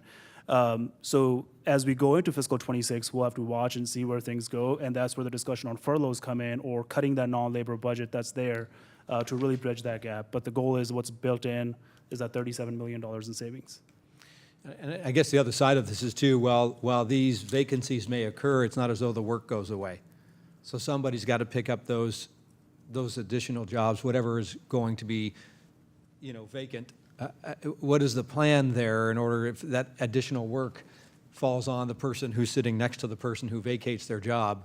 How do they, what's the plan for that? That can be overwhelming. And I think to Director Kamei's statement that now you start seeing people going, man, I'm out. So you could then expedite that vacancy because people are overworked. Sure. Yeah, I'll offer that. I think one of the comments that Director Kamei made was you start prioritizing. You start recognizing, okay, the work that we're doing now, everything that we're doing is needing to get done. But at some point, decisions need to be made about, okay, so-and-so is no longer here, we're not going to fill that position. What are the items that are critical for us for the operations element, and maybe some things we just simply don't continue doing. And we'll have to balance some of those tasks and balance the roles that people play so that we can fill the appropriate opening fill the work that's being done by that individual who's no longer there with who we've got left. Very good. It just, we'll have to prioritize. Yeah, no, that's going to be the tough part too. Yep. Yeah. Okay. Thank you, Chair. Director Foley? Thank you. Boy, I'm looking at the San Jose budget, and I'm looking at your budget and thinking, why am I in this work? This is a tough time for a lot of our agencies, for the city of San Jose or other cities, county, VTA. And I appreciate the biennial budget and how you're approaching it. I want to focus a little bit on a couple of things, and one is the vacancy, as others have commented about. And first, because I'm looking out in this room and seeing members of our staff sitting here and other members of the staff probably watching this, all of our employees are important and critical to the operation of VTA, whether they be non-labor or they be labor. Some are direct lines and provide revenue based on what they're doing out in the field, but others are watching our backs in legislature. Some are selling real estate. So there's a lot. So when I look out and I think, wow, 20%, going from 8% to 20%, that's a big number. And it will, there's no question, it will affect our productivity at some point. So I just first want to say total respect for all of our staff and appreciation for the work that you do and for the really true tough roads ahead. Having said that, have we considered or are you considering incentives to get to the 20%? There may be someone who's a year away from retirement and just needs that little golden handshake. I would not be telling the truth if that concept did not cross my mind. I have not had what I would consider detailed conversations internally about anything that would be an option like that. So I'm not going to say it's off the table, but it's not been discussed to the level that I would say that we're ready to do anything like that. Okay, thank you. Jaden, I want to confirm, because we just adopted 4 new labor contracts and ATU just approved theirs. My understanding is this budget includes all of those numbers. It includes those projections. It absolutely does. It includes all the labor unions at 4% for fiscal year 2026 and 3.5% for fiscal year 2027. And any other additional pension costs, any other cost to our system based on payroll? Absolutely. Pension cost, any benefits cost that was agreed on, that's all incorporated into the budget. Okay, thank you. There's 2 ways to balance a budget. One is to reduce expenses, and one is to generate income. And I'll point you back to slide 9, which highlights revenue sources. I'm not going to focus on the regional sales tax measure, but I'm curious about advertising sponsorship, express lane revenues, and TOD seems like a huge opportunity for us. So where are we on all of those? Sure, you want to take? So we are looking at as to what is available, what is needed in the TOD fund to expand and all of that, and what's needed in the Express Lanes fund to further develop the phases on the Express Lanes. So the first priority is to see what the expenditures are and what the excess revenue is that's available there. So that's all part of the process that we're evaluating, and that's something we'll continuously look at into fiscal year 26, and what is available to bring that into the transit fund as a revenue source. So, Greg, did you want to? So what you're saying is, in order to generate more money from the express lanes and from TOD, we may have to spend funds first. Can you elaborate on that a little bit? Well, on the express lanes. So one of the things we have to do with express lanes is build them out. I mean, so that's really been our priority, I'd call it, for the last 2 years of trying to get this process moving, and it is moving a little bit faster now than it was. So that process is in place, and in fact, the board actually made a decision recently to have, it's a relatively small amount, but there are some express lane dollars that are funding operations starting in about fiscal 27, I think it is, that is coming from one of the phases that'll be complete. Phase 4, I think it is, that's going to generate the revenues that will come to operations. What's going to happen, though, is those dollars that are generating off the express lanes and then some financing that we're going to do is going to help build out the lanes. So a lot of this that you're seeing here is not necessarily immediate for fiscal years 26, 27. This is us trying to mitigate issues that are longer term, to identify other revenue sources, to utilize our own portfolio so that we're not so reliant on sales tax in the future. And so that's really both express lanes and TOD. Because as TOD gets developed, we've estimated that I think it's a $30 million a year revenue source for us from a ground lease perspective, but that's going to be built out over many, many years. The positive on the TOD is what it's doing for us today is allowing us to make the move on the corporate side, the corporate headquarters. It's going to help fund that, which also means we've relieved ourselves of having to come up with transit dollars to pay for upgrades or upkeep of the current headquarters. And so now we're no longer having to utilize those dollars. Now we can, when those dollars are available, use it for other needs that are in the transit operation side, being at the yards or on the system itself. So that's how TOD is helping us today in making sure that we can do the things we've got to do 26, 27, 28, 29. Okay, thank you. Then talk about advertising and sponsorships. Are we talking about wrapping buses and selling advertising? And, I mean, 2026, it's a big year, so it seems to me there might be a lot of people who want to advertise on our buses or our bus stops. Yeah, I'm sorry. It's taking advantage of the immediacy of Super Bowl and FIFA, but also just reinforcing the need and pushing more aggressively on trying to find ways in which we can advertise and have some sponsorships that just generate any amount of revenue. And again, it's not going to be something that's going to change the world, but every little bit, as we're seeing, will help us close some of the gap that's going to exist. So it's just getting more aggressive. Well, and I'll add that City of San Jose just passed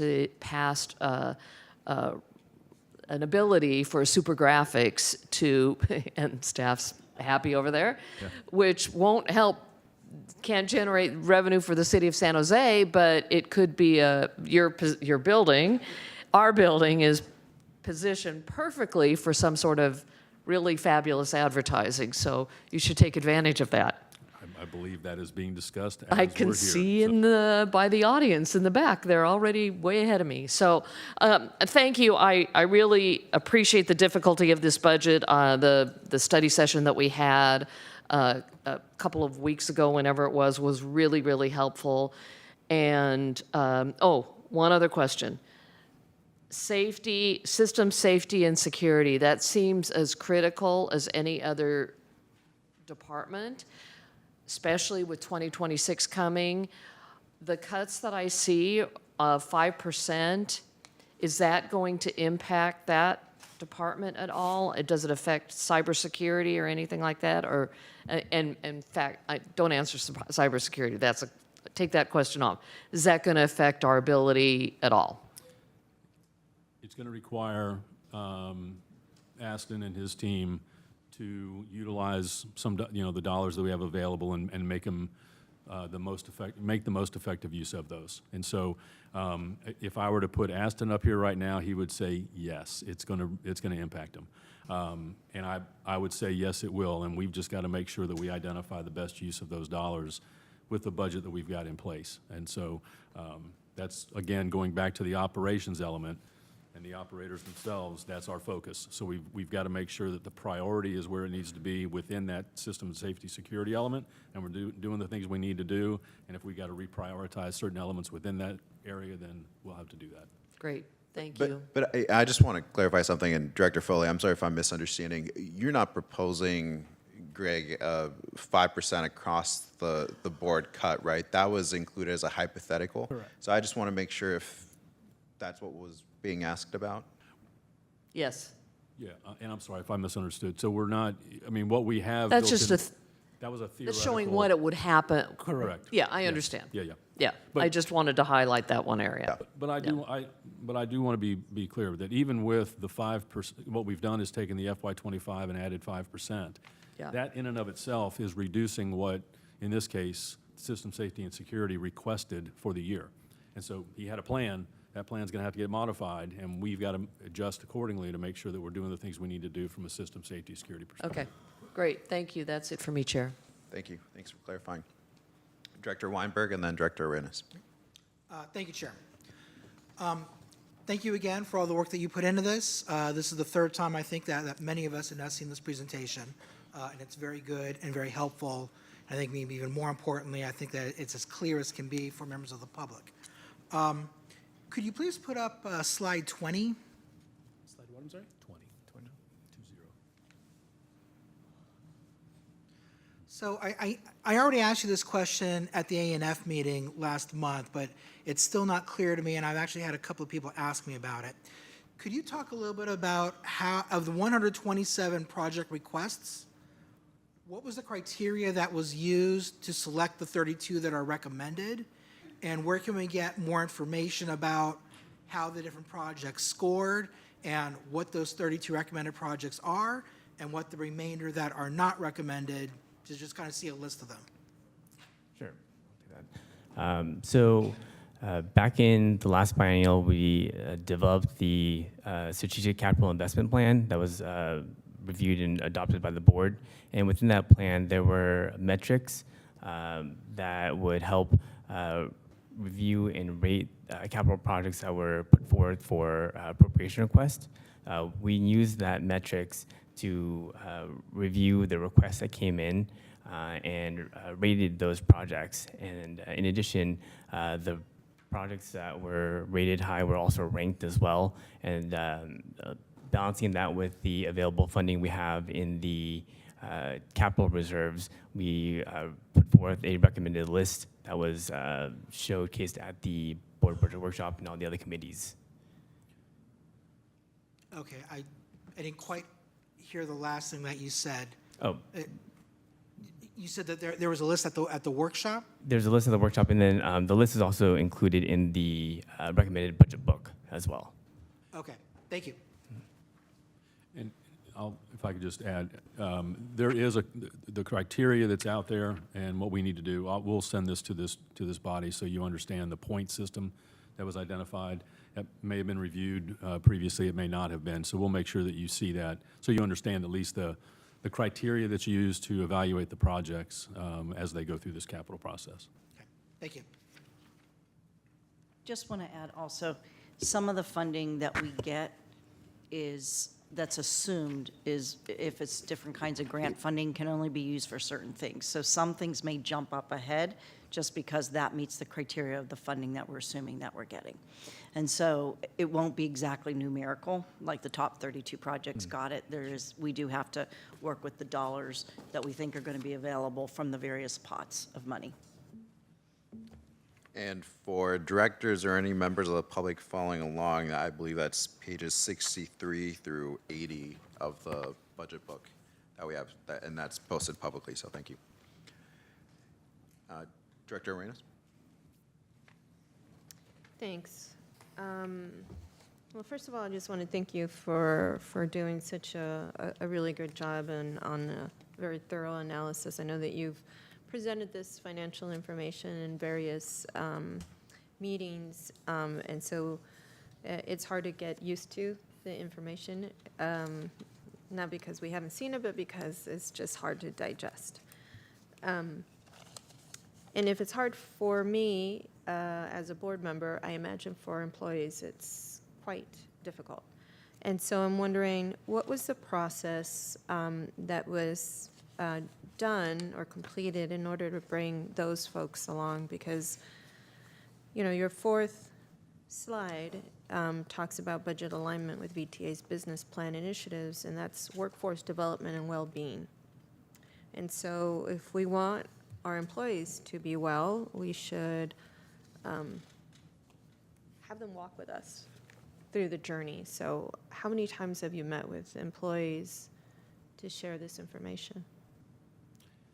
I can start off with this. We've met with all the union members, the chiefs of the unions, and we presented this information to them. We've discussed the potential, the 20% vacancy levels, and also the potential furloughs. All these things were discussed along with the numbers and the proposed budget that's in front of you today. So that was all in front of the union members.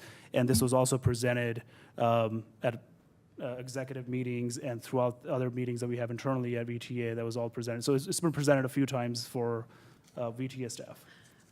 What I'm getting at is, what did you glean from their responses? Was there something that they responded, or some feedback they might have given? I think people are more curious about the timing of, and they understand the sales tax decline, they understand the challenges, and I think the point was brought up that we've had furloughs before, we've had these challenges throughout the agency before. More of the discussion was around the timing of as to when that is coming, and would that really help the agency kind of balance the budget and get to the point that we're trying to get to. But a lot of that was the understanding that this is what's needed, and the staff really understood that throughout the agency. Okay. I would encourage you to continue, not just with the union reps, because they're, a handful of folks who are the insiders, if you will, of what is happening at the agency level. And I know they have the responsibility to carry on those messages, but I think it's really important for the leadership to have those conversations with the general employee group as it builds confidence and at the very least allows folks to provide any feedback they can. And sometimes what happens when folks are met with these kind of very drastic cuts, there's efficiencies, right?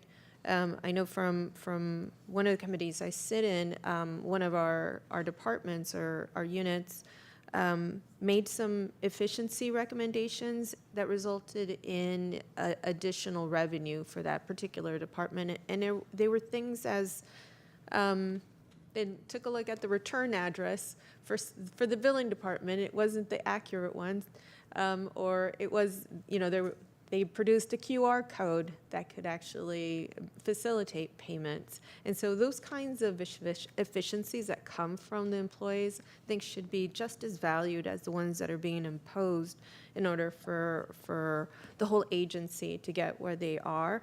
And so I would encourage there be a process, and Carolyn, that you would lead a process like this so that the employees going through this can feel that level of partnership and buy-in. And I don't know if there's any kind of opportunities for employees to provide those kinds of ideas that identify efficiencies within their units. I think there are opportunities.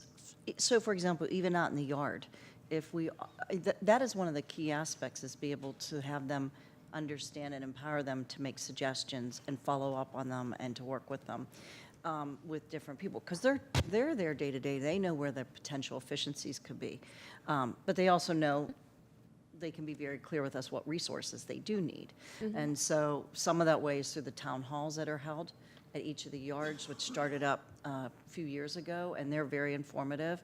And then as well as we have others out in the field that constantly are talking to the employees. So I think that might be a really good way to actually discuss the budget and then have people recommend suggestions, because a lot of this is in support of the transit operations.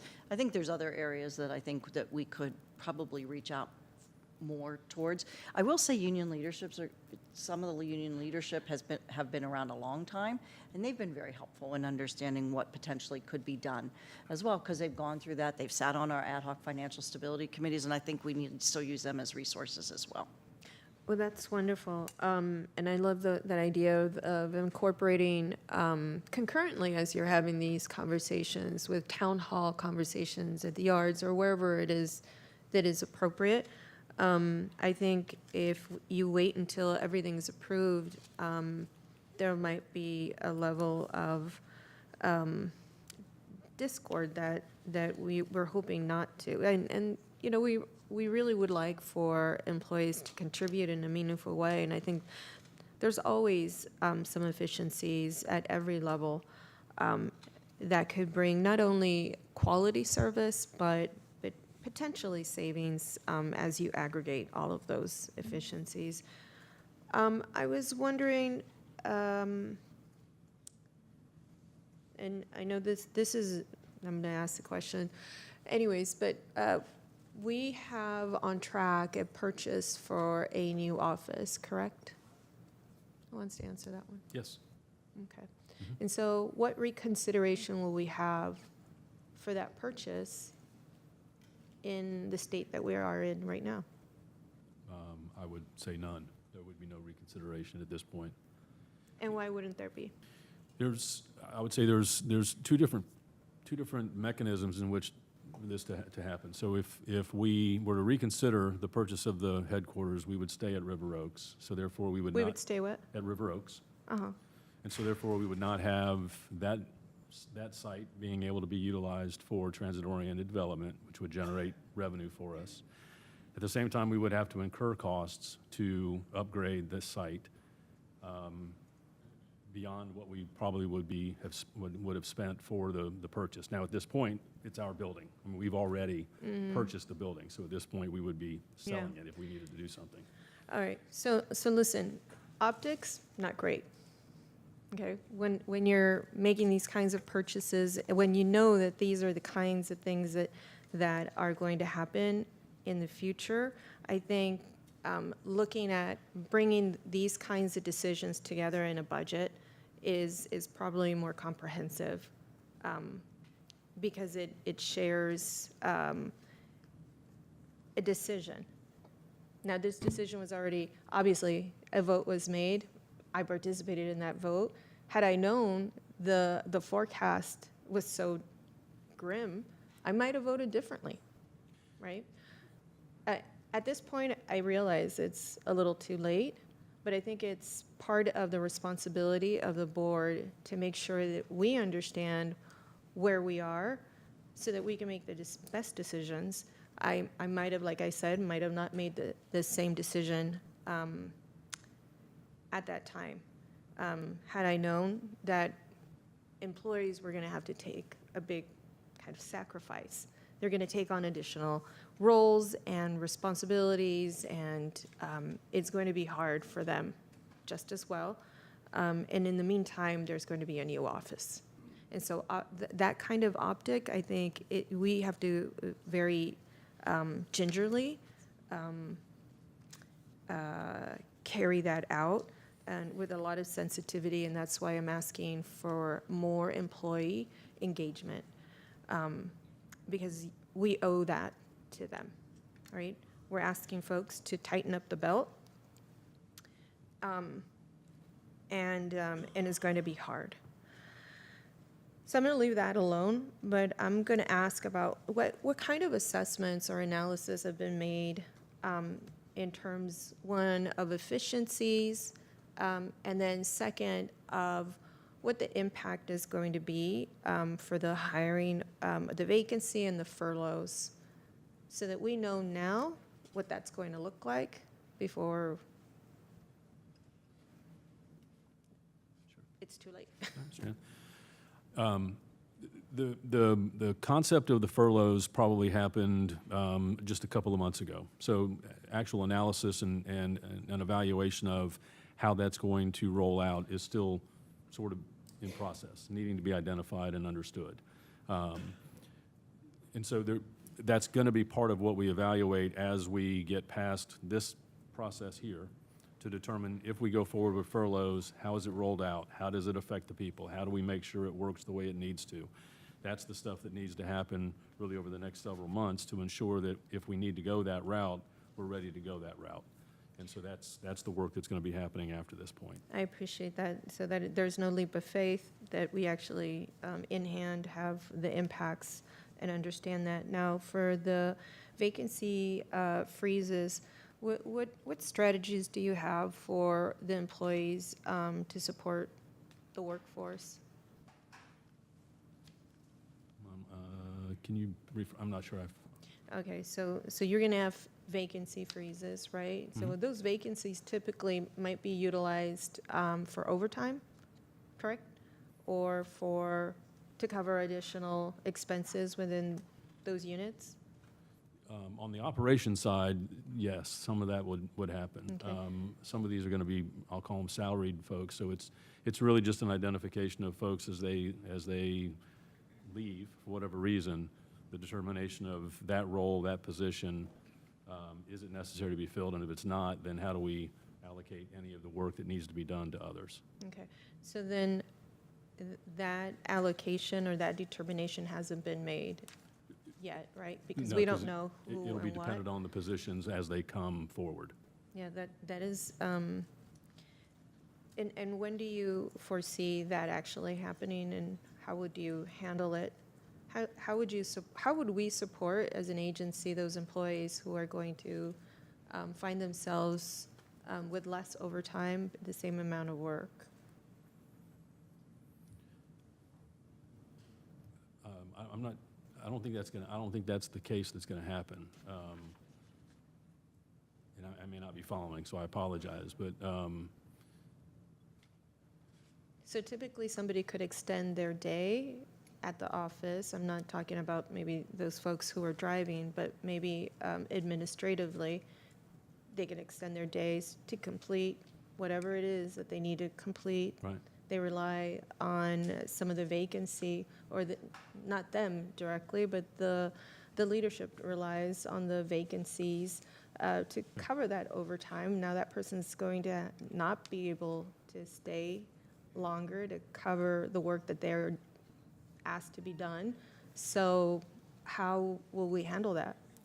So I think, if I understand now, I mean, there are some positions within the non-operator level that probably do have some overtime that are allowed within their positions.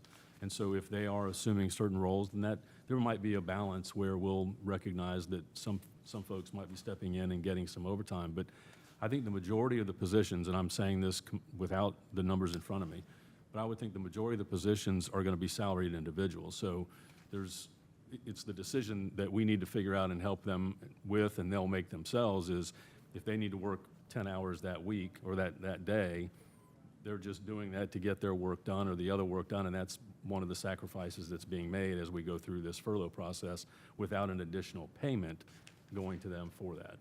Okay. My point is how are we going to support or mitigate any burnout from employees? And that's a question that you may not be able to answer in the moment. But I think as we move through this and we know how difficult this is, we've seen the charts, we've seen how what we're being asked to do. And these are people, those numbers represent people. Those people have lives that they tend to, and if they have additional responsibilities or they are not able to attend the trainings that normally they would have, they're going to need potentially an outlet, either mental health support or, I don't know, team activities, things that can help sustain those efforts. I have you now. So I remember saying this at the A&F meeting. I sort of speak out of both sides of my mouth when I say this, is yes, we're talking about the potential of vacancy rate getting higher, furloughs, and those are for cost-saving measures. But at the same time, we're doing all we can to maintain levels for the employee well-being, for those events that you talked about, to do the things that are necessary to keep the morale as high as we can. And then this is where I'll rely on Sonia and her team and on the chief people side with the HR side to encourage and to make sure that we've got the programs that are necessary to keep people, for that mental health and well-being, that we are seeing it and addressing it and taking care of the things that we need to as it relates to this particular situation. I would encourage additional conversations with the employees, visits from leadership, so that they know that they're being supported. These are the many ways that you are doing this. We're all in this together. It's going to be difficult for everyone. And that is really just my point, is to make sure that we don't forget about the employees. And I'm sure that you're not. I'm sure that you've already thought this through and have a program that is meant to ease some of the stress and pressure of doing this work with maybe less now. So that really is my point, and I'm hoping that we can not only consider employee recognition programs and whatever it is already on in the pipeline, but also ways to generate revenues. And I know that for the city of San Jose, there's the electronic billboards, and I think at one point VTA was also considering that. Is there an opportunity to consider additional revenue generating opportunities? Yes, especially in that category. So we will be working with our advertising team and try to find ways in which to increase as much revenue as we can in that regard. I appreciate that. I appreciate the responses, the consideration to my points, and congratulations. Listen, this is not an easy thing. I'm not asking you easy questions because this is not going to be an easy process and a path forward. And so I think that we just need to recognize it and be prepared to be able to help employees get through some of these difficult times together. Thank you. I appreciate the comments. Thank you. Thank you, Director Abacogo. I was going to move approval of the biennial budget. I'm Happy to take a I'm happy to second that. Okay. And just if I could make just a few comments. Yeah. Yes, thank you to staff. This is definitely not an easy exercise at all, and I really do appreciate the thought that's been put into our budget. I date myself when I say this, but I was here in 2010 when we had a deficit. The last deficit I remember, which was a $40 million deficit on a much smaller overall budget. And frankly, I think that was a probably tougher time than what we're going through right now. And so I do appreciate that it seems like there's been a lot of work done with our employees. Back then, we had an ad hoc committee, a budget committee. We spent many, many months going through this, and I appreciate that. I think that some of that is, remained, and there's more communication being had. There's always certainly more to be had, and so I appreciate that staff will continue to work with that. I will say that, to be frank, for me, and I don't know if it was me, but even until the end of last year, as we were talking about the regional measure, we were going under the assumption that we would probably do something on our own later on because we had a much longer runway. I remember when we got the COVID relief funds, it was probably a 10-year runway, 10 years of surpluses that we had. And I think it was more just earlier this year that we started to see that not being the case with sales tax revenue starting to drop. So this is actually quite a quick change of our situation. I don't fault like the decision to buy the building.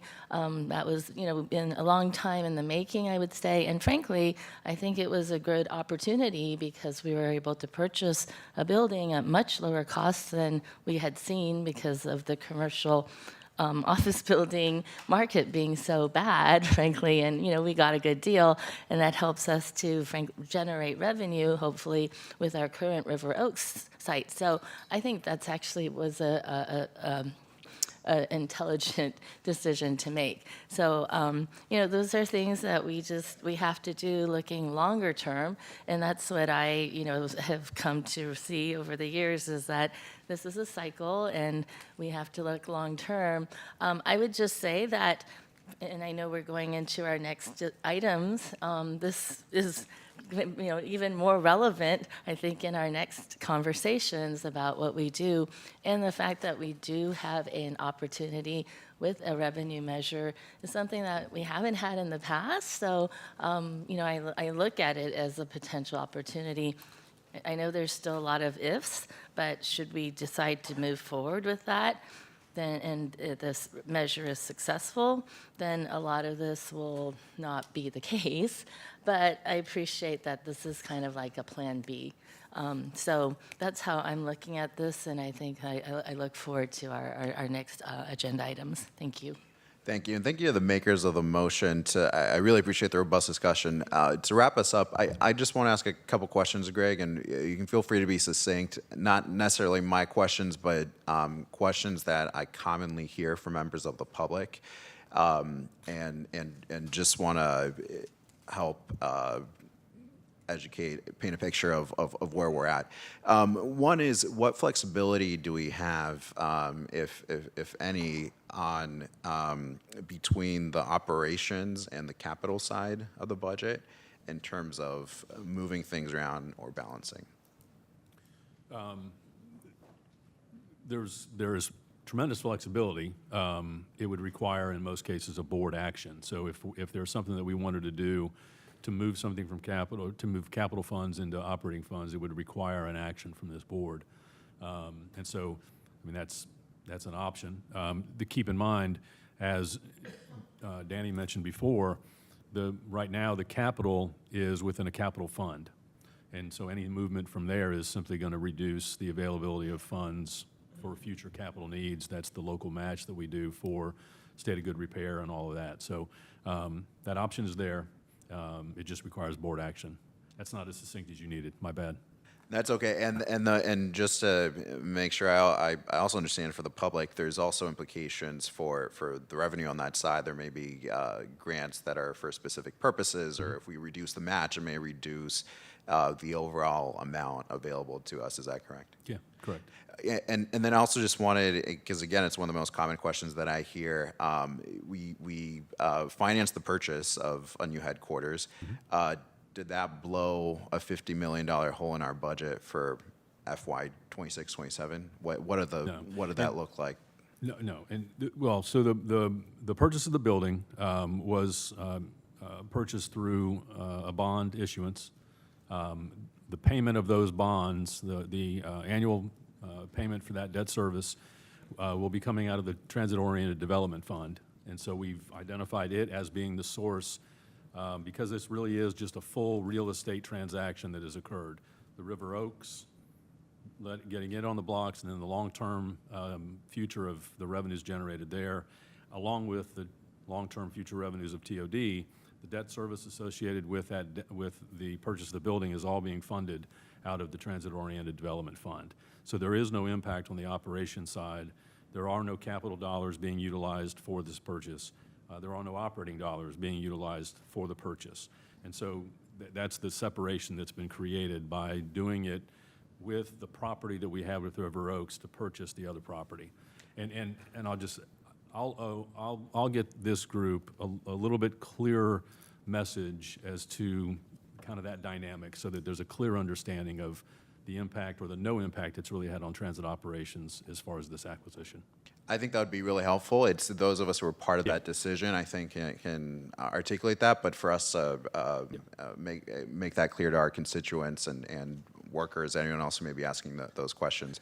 And so not only is real estate paying for itself for that out of TOD, but it will ultimately make money from that purchase, the way that we project. And I'm sorry, and the last thing to say is, because one of the things we wanted to do is within that acquisition was also the $25 million that we identified to do more things that, you know, that the capital fund could only do so much.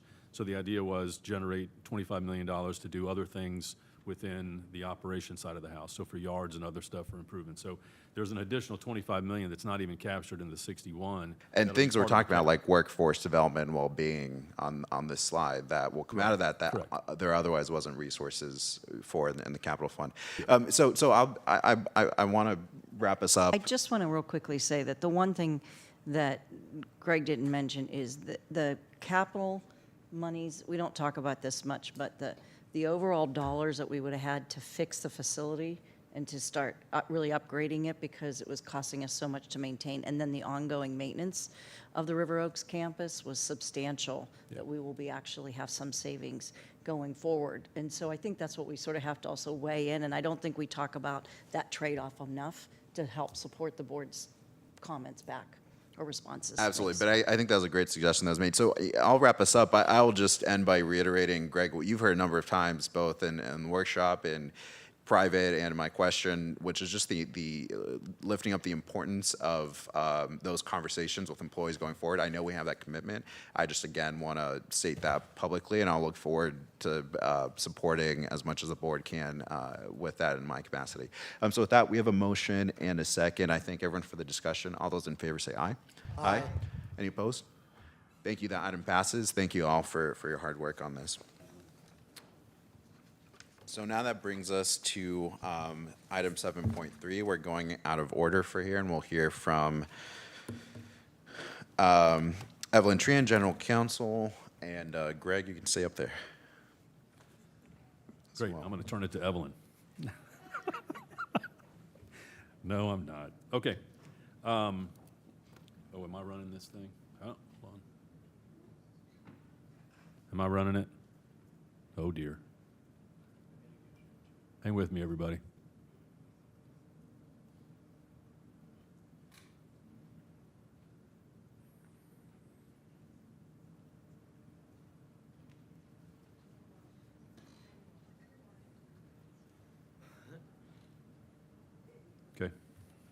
sorry. Well, good evening. Greg Richardson, Deputy General Manager. So really, over the past several months, the region has been discussing the structure and participation of various counties and agencies in a regional tax measure. And our discussion on that subject will be following this item. But I bring that up because a separate conversation, but somewhat related, has been the funding mechanism and the so-called fair share allocation related to Caltrain. And that topic is one of the few items that's being addressed by a Caltrain board ad hoc committee, which includes our director, Margaret Abby-Koga. And so the purpose tonight is to provide Director Abby-Koga with an affirmation of a position that VTA is willing to take on some of the items being discussed in that ad hoc committee. So just a few items on the background that shows on this page to bring to your attention. So number one, VTA is a member agency in Caltrain, along with the city and county of San Francisco and with Samtrans. The governing structure regarding what I refer to as the operations for Caltrain is within the JPA. And again, that JPA was created in 1996 and has effectively remained unchanged. And then the other key item here, Samtrans is currently the managing agency of Caltrain. So as mentioned before, the Caltrain board has created an ad hoc committee to address various, I call them member agency issues, and in some respects to help inform the makers of the current SB 63 legislation. Our primary focus tonight will be on the last two items. However, I do feel the need, and you've heard it from me before, to comment on the first item, that being the JPA.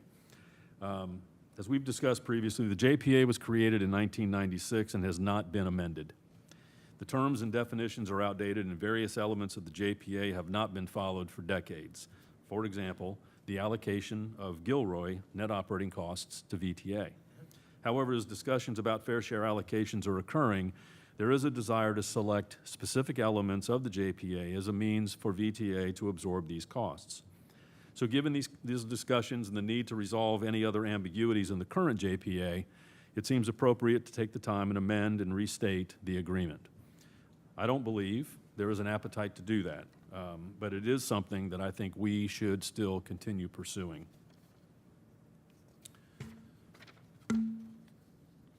Did I go one? Okay, so the responsibility for Gilroy, as it relates to Gilroy. So the JPA does stipulate that VTA is responsible for the net operating costs of Gilroy service, and VTA, along with the other two agencies, are responsible for operating costs for what is referred to as the main line, which is total service excluding Gilroy. Now, in an amended, restated approach, VTA would argue the need to view the system as one system and eliminate the perception of what some might see as two separate systems. Although this would be the preferred approach, again, we don't see that particular direction happening. And as we'll discuss on a later slide, VTA will want to seek, in that situation where we are responsible for Gilroy, we would want to seek stronger approval beyond the communicated or understood consult language, which we're seeing now, for the budget and service level decisions related to Gilroy. Regarding the member agency contributions, again, just a little history. So prior to Measure RR, dating back to 2010 roughly, Caltrain received contributions from member agencies for operations ranging from $17 to $39 million annually, with VTA's contribution ranging from $7 to $16 million. And with the passage of Measure RR, Caltrain then received a 1/8 cent sales tax from the three counties. From VTA's perspective, we interpreted that as the replacement of any further operating contributions from the member agencies. However, the JPA, as we've discussed, was never amended to clearly define that revenue element. Now, of course, the impact of COVID has shifted that perspective, and with federal relief dollars expected to fully be exhausted, the reality of operating deficits as it relates to Caltrain and additional member agency contributions is now front and center. Now, one thing I do want to draw your attention to is the last two items. So, two important elements here. Number one, the fair share discussion that we're going to have as it relates to the JPA is mutually exclusive of any regional measure conversation. And my point there being that as people think about a regional measure and how that's going to fund something as it relates to Caltrain, the JPA is still going to dictate how the member agencies need to contribute to Caltrain if there are, in this case, any deficits. And so whether or not there is a regional measure, we have a responsibility, as do the other member agencies, to help support Caltrain based on the JPA. So those are effectively two mutually exclusive items, but we're going to do our best to sort of bring them together. And the other thing to keep in mind is we still will have a responsibility for capital. So the capital allocated to VTA as it relates to Caltrain will also be a piece that needs to be funded. I don't know if this is an eye chart for you, but I put this up here just to highlight sort of the contributions. So regarding the fair share distribution for agencies, there's two scenarios that I'm showing up here. One on the left is referred to on the slide as the one system, and then the Gilroy mainline allocation is the one on the right. So in both scenarios, when you look at the total Caltrain column for both, there's a deficit of $75 million in both scenarios. Under the one system, again, the one on the left, VTA absorbs, if you go down towards the bottom and you see VTA and net JPA expense before RR, so you see that number. The VTA absorbs a total $81.9 million of the net operating costs for the system. Now, that would require then a remaining deficit contribution from VTA of $15.9 million, which is over and above the allocation of the measure RR. Under the Gilroy mainline scenario, VTA basically absorbs $76.4 million of mainline, but then absorbs the full amount of the net operating costs related to Gilroy, which makes it a total of $89.4 million. At the end, requiring a deficit contribution of $23.4 million. Both scenarios assume measure RR is attributed to VTA. So that's so everyone knows that. And the costs are allocated based on weekday, all-day boardings. But under these scenarios as shown, which is the deficit scenario as it relates to Caltrain, VTA would need to identify a source of funding to provide the remaining deficit contribution that's required. So with all of this and all of the conversations going on, staff is making a recommendation for the board to accept the positions identified here to provide to Director Abikoga with the proper direction in her work with the ad hoc committee. And so each of these items, basically the member agency contributions would be based on the net operating cost allocation, which is effectively what we just looked at on the prior slide. The other thing is that we would, I'll say agree, that we would take on the Gilroy expenses, but it would be Gilroy net operating costs, and again, that's identified within the JPA, allocated to and paid by VTA. Some stipulations that we would identify for this. One, there would be some sort of a time limitation to it, either on the BMU activation that is in discussions and in process, or some other extension like a Salinas extension. Once you start doing something beyond Gilroy, then again, you start getting into a single system rather than this separate system that's out there. And we would want that point to be when we would stop paying for Gilroy. Greg, really quickly, can you just define BMU activation? Battery, oh shoot, I had it earlier. It's like an electric train. Sorry. I should have known that, my bad. It also means that since we're going to separate Gilroy, then we would also offer that if there's future extensions to the north, then some conversations comparable to Gilroy would happen on the north side as well. So some conversation would occur and be expected. Again, I referenced to net operating costs. I've seen a couple of things that show it as just simply operating costs, but I would ask that it would be net operating costs, which means that any revenues associated to the Gilroy line would also be attributed to VTA and therefore part of the calculation. And then, as we said before, VTA will seek approval rights related to budget and service levels. The other stipulations are that the measure RR, and I'm also identifying here any potential new measure, are attributed to the respective county or agency in determining the remaining member agency contribution. And the key thing I want to make sure on a new measure here is there's conversations that they're identifying a dollar amount for the contribution to Caltrain by the county or by the agency.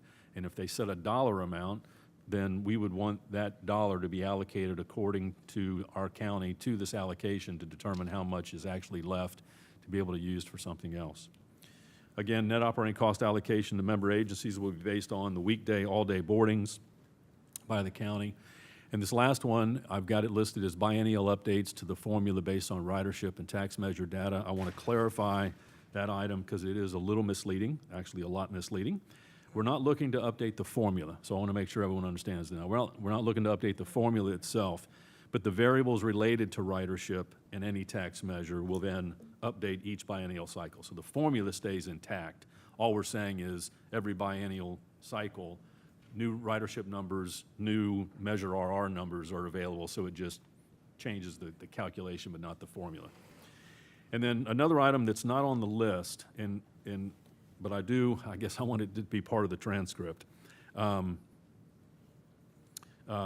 actually, before I say that, there's also one that's really not an official action, but we need to reinforce the operating and the capital review approval process, which is in the JPA, that between Caltrain and this board, because this board, through the JPA, should see the Caltrain budget and should see the Caltrain capital budget and should approve it, and therefore it then goes to the Caltrain board for approval.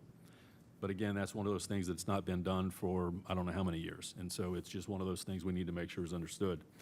And then the last thing, which was not on this list, but I want it to be part of the transcript, is I have not been a part of and I've not seen any real discussions occurring regarding how the member agency contributions are being done. So when they talk about these member agency contributions, the timing of them, are they happening on the front end, happening on the back end? Is there a reconciliation process? It's those things that I think that as member Abikoga goes through this, we'll support her in those conversations as they occur. So I'm not necessarily saying it needs to be part of this action, just know that that'll be something that we'll be working with her on as we go through this. And so with that, I will stop and take any questions. Just real quickly, I just want to say that the 2 points that Greg brought up at the very end are very important to me because it is something that I've been involved in previously working with Caltrain, is that the items, both the operating budget and the capital budget and its effect on our budgets or whatever it is, because it is funding that's coming from our county, is approved by our board. They used to do that. It hasn't been done in a few years. The other item that I really want to talk to Greg about is similar to what we do at the BART, we true up our costs. So there is an assumption and money that we set aside, but those costs are trued up. I do want to make sure that, say, ridership goes up with the Caltrain system, and so therefore their deficit goes down, that's trued up. We're not just giving a straight flat dollar amount every year, that there's a true up. And so that's very important to me, and I know that's something that I would really want to also have included. It's something that I saw wasn't in there today, but we do it with BART. I think we should do it with Caltrain as well. Thanks. Thank you. Let's go to public comment first. We have 3 hands raised. Aaron, followed by Dina, followed by Blair. Aaron, you may begin speaking when ready. Everything's working? Yes, we can hear you. Go ahead. All right, excellent. Well, good evening, VTA board. Thank you for giving me the opportunity to speak. My name is Aaron Pasternak, and I primarily use Caltrain, BART, and Muni.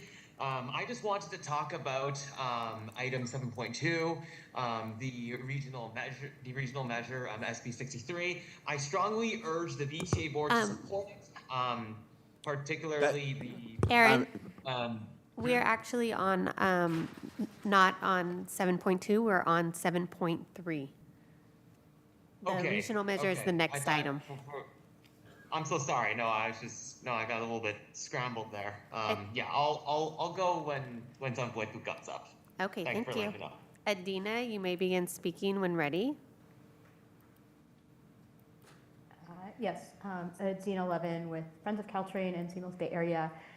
Thanks for the thoughtful and methodical discussion about how the contributions to Caltrain will go within the JPA, and any reasonable agreement seems reasonable so long as it is done by a agreed method so that it's not going budget cycle by budget cycle where there is kind of constant negotiation that can pause budgets and result in potential service cuts, but that there's an agreement on how to do it in advance so that there is continuous, good, reliable service for riders. Thank you.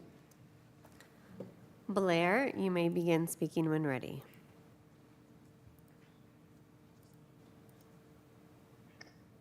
Hi, Blair Beekman. Thanks a lot for this item. Thanks for the words that you're trying to, you're considering how to address, Bay Area transit issues on the future of tax issues coming up, the tax plan, and that working with Bay Area transit agencies, I hope you're getting a sense of how other transit agencies work in the Bay Area. It's dialogue, it's learning things, and that's a good way to share. And it's from that sharing, I hope you're learning to bring that back to the local process and talking with the public and the public meetings about what's going on around the Bay Area and learning that, we're a part of an entire Bay Area system that I hope you can make a more regular part of your public meeting dialogue and process. And that said, thank you incredibly for the words on the previous item in terms of sensitivity. Councilperson or Supervisor Arenas talked about sensitivity. I hope I can add to that myself. Thank you. That concludes public comment, Chair. Thank you. We'll close public comment, bring it back to the board. And I want to first start with Director Abakoga, and then we'll go to Director Jane, and then Director Arenas. Thank you, Chair, and thank you, staff, for the presentation. I don't have a lot to add, to be frank. I am interested in hearing whatever questions come about. Just a short kind of a update. I'm on this ad hoc committee. There's one member from each county. We've met 5 times. There are many other pieces, as mentioned, like the managing agency, which we've talked about here before. There's an issue about employees and the history of the shared services, and in terms of Samtrans being the one that had been managing Caltrain, and there were employees of both agencies that were the same people. There's now ability to separate them and make them Caltrain employees. So there's a lot of those other components have been a part of this discussion. And I know previous to this ad hoc, there was a governance ad hoc committee that worked for several years leading up to Measure RR to try to work out these issues. And interestingly, I've learned that we have these agreements in writing, but they haven't always been followed. There's been verbal agreements different from what's been written. So it's a lot of just trying to frankly figure out and try to put the puzzle pieces together to come up with something that can work for everyone. But I would just say that whatever we come up with, I don't think we were going to get everything we want, frankly. None of the 3 agencies are, and it's really a negotiation and trying to come up with an agreement that we could all live with. Is that what we're working towards?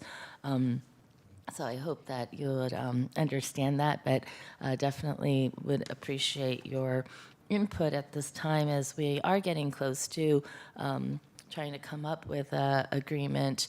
The deadline we've been given, and this is tied to SB 63, is August 11th as to whether all of the county's agencies want to join the regional measure. So working backwards, Caltrain has to decide in July. We have a meeting in July, on July 23rd, to try to decide where we want to go with all of this. So that's what we're working towards, and so that's why I would appreciate your input tonight. Thank you. And that meeting's to decide where Caltrain wants to go on this, you said? Yes. July? Yeah. Yes. Just to clarify for anyone listening. Director Jane and then Director Arenas. Yeah, given the dire budget discussion that we just had, I've been talking to Zach Hilton about this, and, you know, he's been saying that right now with the electrification of Caltrain, people have to get off at Tamian and then take another train, or and now they're doing track work, so they have to get off and take a bus bridge. And so at least, you know, we need to work on the agreement, but while we have this budget deficit, does it make sense to run the train? And rather than just running the frequent 68 or the 568 to save money. I don't know the history behind that, but it seems like we get more frequent bus service than we do on the train service. And while I'll give staff to respond, I do want to draw the distinction between the governance discussions. Valid, you know, we all have the ability to ask questions, valid question, but I want to separate that from the discussion we're having tonight, but I also want to see if Greg wants. The one thing I will say is we have, I'll say, a little time if we look at their budget. So I think the FY26 budget for Caltrain, if I recall, is balanced or pretty close to balanced, because they still have some federal dollars that'll help support any deficit that exists. So there's not I'll call it an urgency in our fiscal year 26 budget that we just discussed from an operating perspective. I think your other question about the service, really at this point, I'll say it's a decision from their side, because they've got a service they're already providing, and they've got to figure out a way to get their passengers from point A to point B. That's their decision. They contracted with us to do the service to be able to provide this bus bridge. It's actually helping us from a funding perspective, because we're at least getting reimbursed for it. So I don't think there's a critical issue as it relates to 26. The conversations about Gilroy and services that are provided, I think that's part of the longer-term conversation that are things that we need to do as an agency with Caltrain, since if we're going to wind up paying for it, we need to have a little bit more input in that. I think some of the words that have been proposed before was to consult with us, and I think we want a stronger, like, approval of working what that service is going to look like, and being able to have a little more ability to work through the advertising and the marketing for that service, as well as making decisions about some of the scheduling and that, because we hear a lot of different comments about how that service could serve them, program better. I mean, those communities, and I think it's something we need to look at. So I think that word consult probably isn't strong enough for us as a VTA. We're recommending more at approval level if we're going to pay for all the costs. And in the context of the discussion tonight, that is helpful. And I just want to make the point that strengthening that language helps VTA's ability to provide service for its residents, regardless of the longer-term discussions and whatever the desire of the board ultimately is on those questions. It is then within our control. But I want to go to Director Arenas and Director Turner. Thank you. So I've heard also this alternative recommendations from Zach, and I realize we're not making a decision about that, but we are making a decision to either move forward with this and to have, I'm sorry, I was going to say Margaret. Director Avakoga, to provide her with the ability to negotiate on our behalf, right, with the other jurisdictions. And so I think we need to consider what is the best way to provide service to South County. And now, you know, I'm also interested in Mayor Turner, your perspective. I know that anytime I go south on 101 after 2 o'clock, it feels like I'm driving north at 8 o'clock in the morning. So it is just, you know, there's super commuters going down that way because people can't afford to be in this county or in this city. And so we have to also think about what is the most efficient way to provide service to our residents in South County. And I think we need to consider that question in order to figure out what it is that we would like Director Abacoga to do in terms of direction. So I don't know that we can really take those two questions separately, because then we are just going to commit to the roughly 14 million to just run Caltrain, right? That this is what we'll stick to. And I guess my question is, if we give this direction, can we then figure out what is the best way to provide service and take an alternative plan? If we wanted to do rapid buses or anything else, I don't know what else there is, but anything else, could we play around with the funding, or are we committed to the train? I think the direction that Director Abacoga is going to get today is going to give her the ability to say to the ad hoc committee, this is not a consult exercise. We will be a part of the decision-making process for the budget and the service that's provided to the South County. And so that in and of itself will create an opportunity for us to help drive that discussion of what is the service that's provided. So that's the direction I think that she's going to get tonight, of making sure that she can go to them and say, no consult. We need decision-making as it relates to the budget and the service for the South County. And that's the direction I think she'll get tonight. Okay, so the other pieces, so this is VTA positions items, this is the action, and it has member agency contributions based on net operating allocation, Gilroy net operating costs allocated to / paid by VTA. The first one is time limited based on BMU activation or Salinas extension. Future extensions to the north are allocated in comparable fashion, and then the rest are net operating costs, and VTA will seek approval rights related to the budget and service levels. I'm wondering what future extensions to the north are allocated in comparable fashion mean. So if there's ever a discussion or an actual implementation of a north section of Caltrain comparable to a service that's provided to the South County with Gilroy service, if there's going to be an operating cost that's going to be generated as a result of an extension that's north of us, outside of our county, then the same conversation needs to occur that somebody else needs to pay for that operating cost, rather than it be borne by the 3 member agencies. And so that's the dialogue that she's going to be able to provide to them and say, if you want us to pay for Gilroy, something else happens in the future, it's on somebody else outside of here.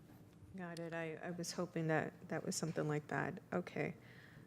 Got it. So today, what exactly can you reiterate exactly what we would be giving the director the freedom to do? If I could.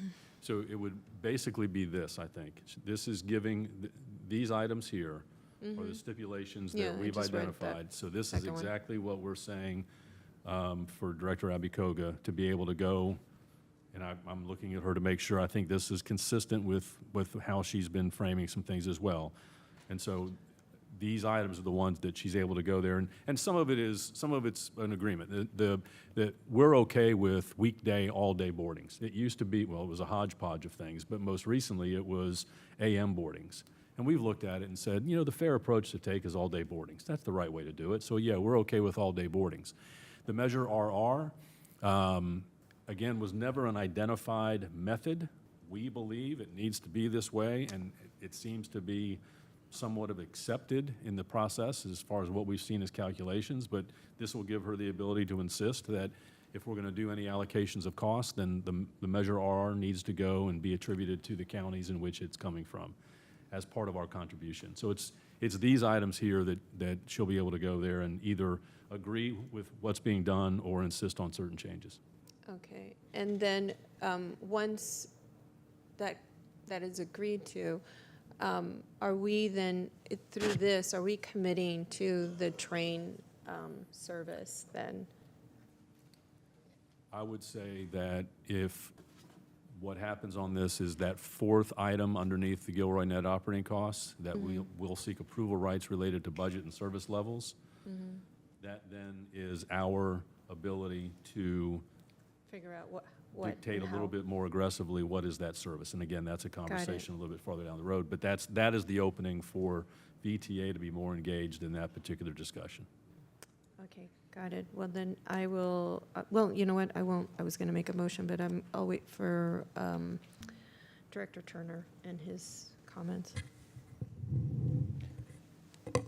Okay, very good, thank you.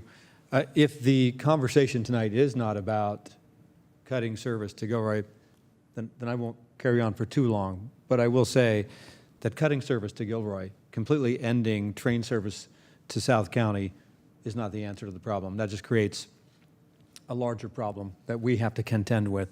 More people on the road, just completely cutting us off, I think is a short-sighted, narrow-minded approach. And so I won't carry on, but I think if we're going to have that conversation later, then obviously I'm going to be taking a much stronger stance on that as we go down the road. So if it's not about cutting service, I can be okay with going forward. Yeah. Director Abbott-Kogan. Thank you. Thank you. Yeah, it's just in response, that is not what we're talking about today. It's really about who gets to decide what happens in the future. And the way it's been, and I don't know how much you've all been briefed, but again, in the agreement, it says that VTA will pay for all service from San Jose to Gilroy. In the last few years, maybe the last decade or more, VTA has been paying for one of the 4 trains. And so what came about from this ad hoc is that the other 2 counties that have an interest in us following the original agreement. So it's really about that. Are we willing to pay for all of the service from San Jose to Gilroy, incur that cost? And as Greg said, I don't know that there's been much appetite by the other agencies to not have that happen. So my question is, are we willing to incur that cost? But in exchange for that, I would advocate that we would get to decide what that service actually means. And that would give us the opportunity, as Director Arenas is discussing, about, what can that service look like down the road. So, and there's a time limit we think we should put in there, and the BMU, because right now, as mentioned, you have to get on the diesel train and then get off the diesel train and get on the electric train if you want to keep going. So it's essentially two different services right now. The plan is to make it one service, and that can change the scenario. So perhaps that's the time limit that we put. Or we've talked about a Salinas extension, and that might be. In terms of what's to the north, the future extensions, I will say, and I'll just be very frank about it, we are in conversations about the portal, which is the tunnel, that 1.5 mile tunnel from the 4th Street station to the Salesforce building. And I'm on that committee about discussing who's going to pay for the operating and maintenance costs of that. So that's the item here, number 2, is that if we're going to pay for Gilroy, that extension, the southern extension, then a similar agreement should be had for the northern extension. So, yeah, so that's really what I'm asking for, is just a decision, direction on how you'd like for me to try to negotiate these items. Thank you. Thank you. I'll give Director Turner, if you want to make a comment, and then Director Kamei. I appreciate that, thank you. And what I want to make sure of, and again, I know that the conversation isn't about ending train service, but I also want to be careful about when we talk about, depending on what that looks like in the future, is not code for that'll be buses and no trains. That's my concern. Yep, it is our decision. I just want to, again, make sure that everyone understands. It's hard when you have maybe 2 people representing South County and 11 not. And the understanding of the devastating impact that would have on South County residents. So enough said on my part. Thank you. Thank you. Director Kamei. As a former Morgan Hill resident, I'm not going to forget. I was wondering, and maybe I missed it, but when we're talking about service to South County, is it just on the operating side, or is it also on capital? Because I know that there are discussions of having an electric train with the batteries, and if it's more than just the operating, I think you know, on the capital side would be quite big, because as it is, we share in the costs of the electric trains in the north area. So, you know, I'm just wondering is it only operating? Or is that Yeah, just part of the so- discussion? So I think the because- assumption right now is that it'll be it's the battery electric, so it would be different as well. Right, But it right, could right. run on the entire system then it could run under wires, depending on how far it can go. It is a 90-mile system, so it's something like that. So it's a fairly long system to run. The other thing, there's a couple other things, is that there has been a desire, if high-speed rail came down, that they would be able to electrify and be able to use that system down to Gilroy as well. So it would electrify that area, but that's still in a discussion. Union Pacific owns the track south. Right. And so it's a little different than what's north and what Union Pacific will allow. So there's been discussions. Most of that have been at the state level and with Caltrain. I would like some of that information when Caltrain's going for grants and doing that for the South County, that it does also come here, because we help support some of those efforts through funding as well, studies and that. So I would like to have that come here as well. Yeah, yeah. I think that as you're looking at clarifying some of the agreements and all of that, it would be helpful also to be a little bit forward-thinking in terms of if these things are in fact going to happen, because I kind of don't understand how it is that there's an understanding that, yes, in fact, it was going to be a certain way, and you don't have any reconciliation or true-up as you do like with the BART, and you know, having those things sort of fall through the cracks is not a good thing. So I just hope that the conversations are also sort of like can lead to better understanding as you move forward with other things. Yes, so I think that's what we've all concluded, is there are all these agreements from the past that, honestly, they don't make sense to me. And we're trying to tackle them. This is the most immediate because it ties into the regional measure. But as mentioned, there's this issue about employees and whose employees are they. There's this issue about managing agency. San Mateo, it says in one agreement, in perpetuity, they will be the managing agency. There's question as to, you know, if that's really the best way to go. So that's something that we're discussing and talking about perhaps doing a study in a few years on that piece. That's a lot more emotionally charged, frankly, by one of our other partner agencies. So we just didn't feel we could do it all at this point in time. But this one, because of the time limit, we thought we could bifurcate it out and work on this now, but there is a commitment to work on the other items too, and just try to clean up and hopefully maybe rewrite the whole agreement or write a new agreement that has everything outlined more clearly. Thank you. Ex officio Bert, did you have a? I just wanted to check whether I understood Director Kamei's question correctly on, were you concerned as to who would pay for the battery electric train? That's through a grant. And so the good news is neither of us do. Yeah. And we already have the grant. Thank you. Greg, could we go back to the previous slide, please? I really appreciate the discussion and the, 2 slides. And Director Apicoga, your leadership on the committee. I will move adoption of the staff recommendation here, as well as the encouragement to continue the discussions on both the true-ups and the existing agreements in the JPA. Does that language give you, on staff level, what you need? Yeah, And I think Director? so. Yeah. Okay. I'll make that Second, motion. Arenas.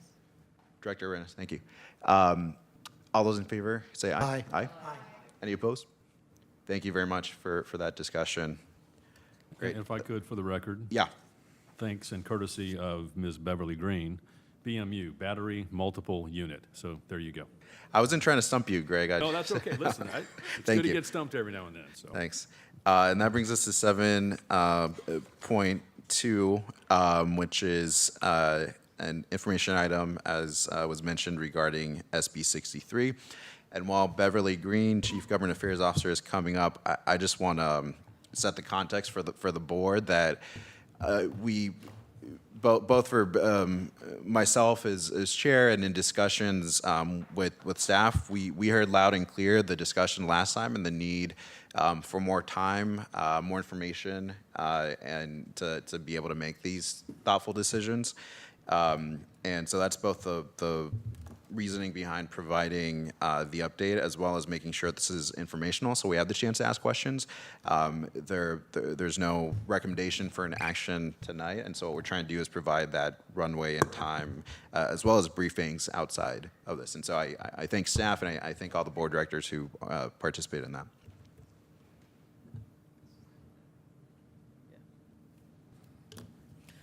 Good afternoon, board directors. Good evening, and aren't we having a spirited discussion and very informative as we lead into item 7.2. As you know, I'm Beverly Green, Chief Government Affairs Officer, and joining me for this presentation is Aaron Quigley, who is Senior Policy Analyst. We're here with an informational update on SB 63. This is authored by State Senators Wiener and Arreguín. We heard input from the board last month about bringing information to you, and this is the spirit of our efforts tonight. We will continue to share informational briefings and provide action items at future meetings if that is the will of the board. Next slide. To provide you with a snapshot of what we are covering tonight, as you see on the screen, we'd like to go over some of the broad issues facing VTA and our partner agencies that led us to explore various funding options. We want to share with you the current status of the bill. We want to recap some of the discussions that we've participated in, and then outline some upcoming meetings that we will be participating in. And for that, we will start with Aaron, who will present a couple of slides, and then I will be back to talk about where we go from here. Thank you. So on the next couple of slides, we broke up two categories of issues that led us to evaluate the possibility of joining the bill. The first one, as you're seeing on the screen, are the financial considerations. We have three broad needs that necessitate new funding that we've identified in these discussions. One, of course, with the Caltrain obligations that we just discussed in the last two items. Also, as you approved the budget tonight, we note the sales tax softening and the mitigations and cost reductions that we're pursuing over the next 2 years. And then, of course, not to be forgotten at all, would be our visionary network that plan to restore our service to the levels that we deem adequate for the county. And there's an associated operations cost with that. And that's in the order of about $150, $175 million. The other issues that we have been trying to take into account, we would deem sort of the feasibility considerations. As we discussed last month, polling indicates support at levels that might be achieved through a citizens initiative in our county or in the region. And we're also looking at reducing conflicts with other measures. The bill is structured to exempt the regional measure from a local sales tax add-on cap. Any other approach, like a county measure, would probably require a similar fix. And we just want to acknowledge that other jurisdictions may also need to put funding measures on the ballot.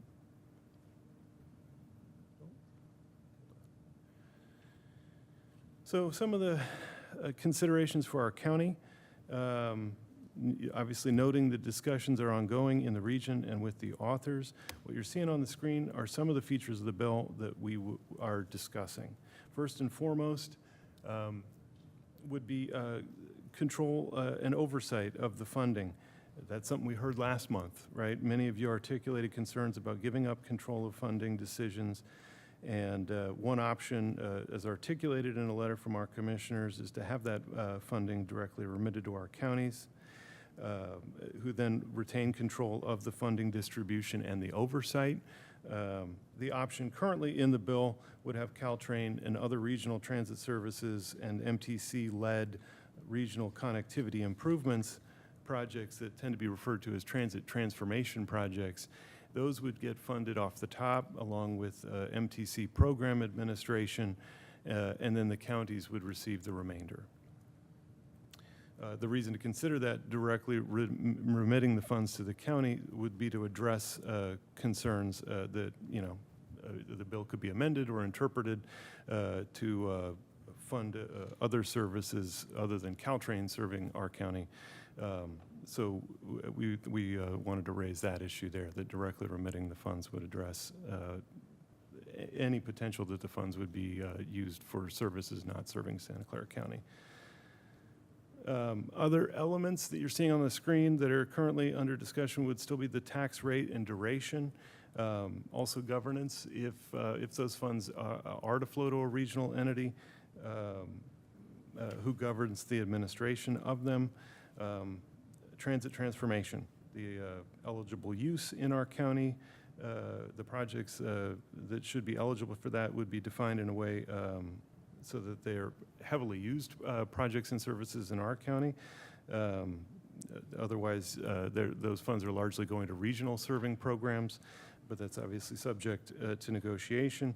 And our GM has mentioned a couple of times, we have transit capital expenses intended to serve that restoration of service that we want to make sure are eligible for some of that funding.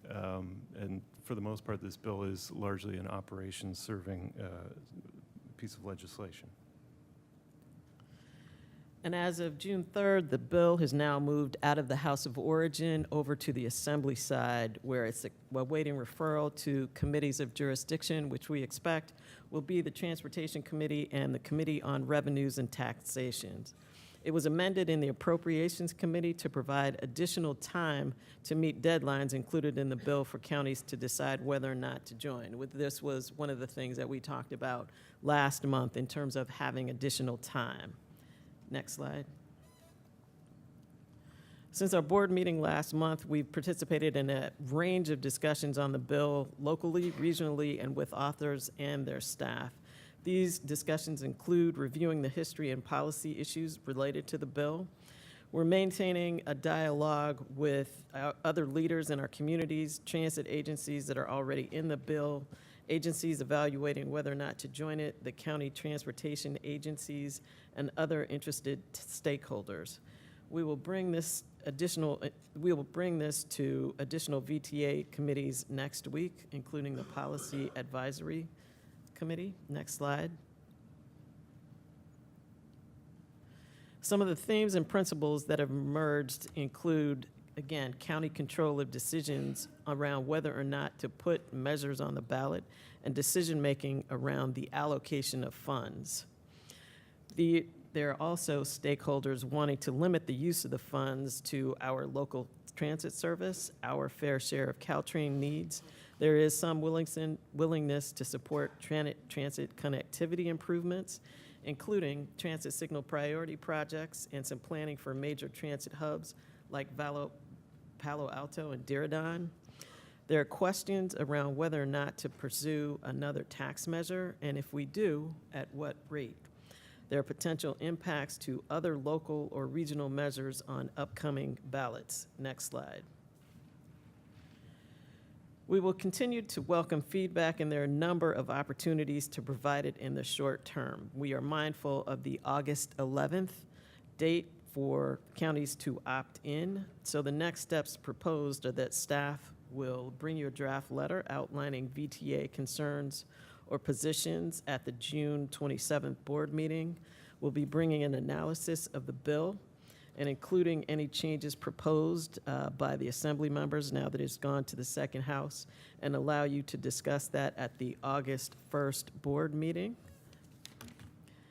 And then we look to take a formal position on whether or not to join the legislation on August 7th. That concludes the Government Affairs Staff Report on SB 63, and we are here to listen and take any comments or questions that you have. Thank you. Let's go to public comment first, and we have in the chamber Alex Upshaw and Harry Neal.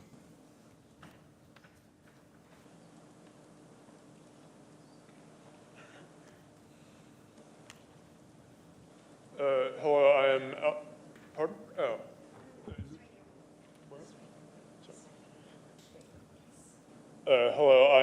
Alex Upshaw. I live in San Francisco and commute into Santa Clara County at least 3 days a week to an employer based mostly in downtown Mountain View on Caltrain. And they occasionally send me to a client site in northern Santa Clara, for which I take the VTA Light Rail Orange Line from Caltrain.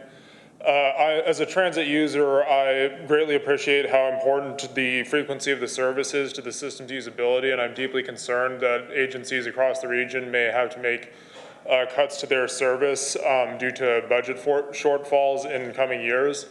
And I therefore would greatly support regional efforts to address that and prevent cuts across all agencies, including BART and Caltrain, which feed into a lot of the local transportation in this county. And for that reason, I wanted to put in a word of support for Santa Clara County and the VTA opting into the SB 63 forthcoming ballot measure. Thank you very much for your time and consideration.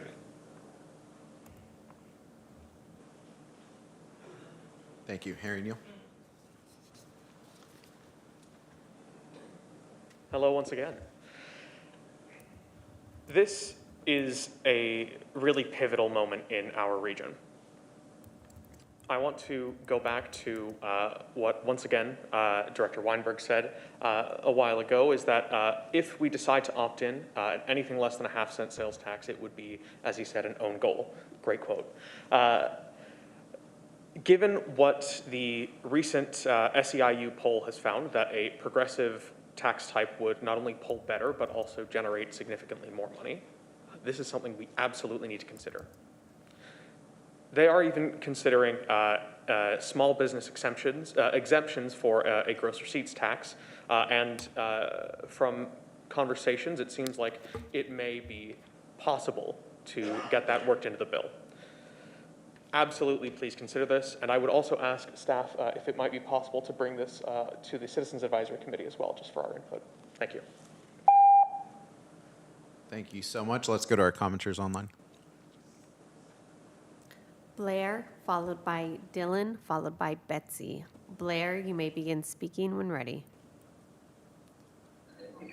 Hi, Blair Beekman. Thanks a lot for this item. My previous public comment perhaps would have been a bit more appropriate at this time. Sorry about that, but hopefully it was helpful for the last item too. A reminder that communication is important at this time.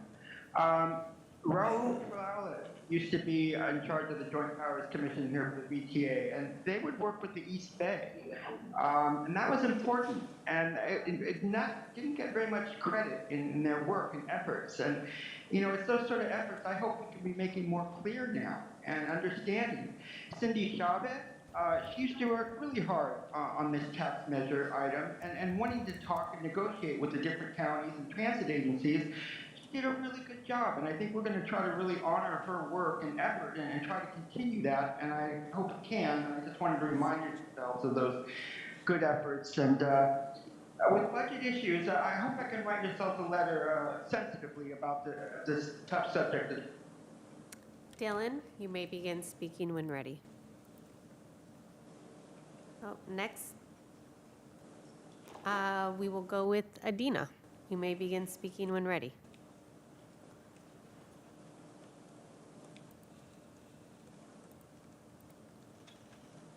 Hi, this is Betsy. I got unmute here. Is it? I'm not sure who's on first. Betsy Magus, member of the VTA BPAC, speaking for myself tonight. I use transit. Just to get myself to the airport is 3 different agencies. It's VTA to Caltrain to BART to SFO from Santa Clara here. And the entire system is not put together, is not put together very well. And in terms of coordination and of schedules and fares and things like that. So I certainly support a regional measure for all of the reasons that everybody has talked about, and more, and putting really the coordination of the fares and the schedules and all of those things. So please support this in any way you can. Thank you. Thank you. Adina, followed by Aaron, followed by Yvonne. Adina, you can begin speaking when ready. Yes, Dina Levin, Siemens Bay Area. Wanted to call your attention to a letter that was signed by a number of organizations focusing on housing and environment and transit and active transportation, all supporting participating in a regional approach to keep our entire transit system running and to invest in the transit transformation, coordinating the system. I wanted to talk a little bit about that transit transformation. So under that FAIR coordination program, the all-agency Bay Pass is right now in pilot phase supporting 4 affordable housing communities in Santa Clara County. And the San Jose State students who participated in the Bay Pass are working hard to be able to renew their participation, just as UC Berkeley students voted at 90% earlier this year. This is something that's really helpful at increasing ridership, and it's also Thank you. Aaron, you may begin speaking when ready.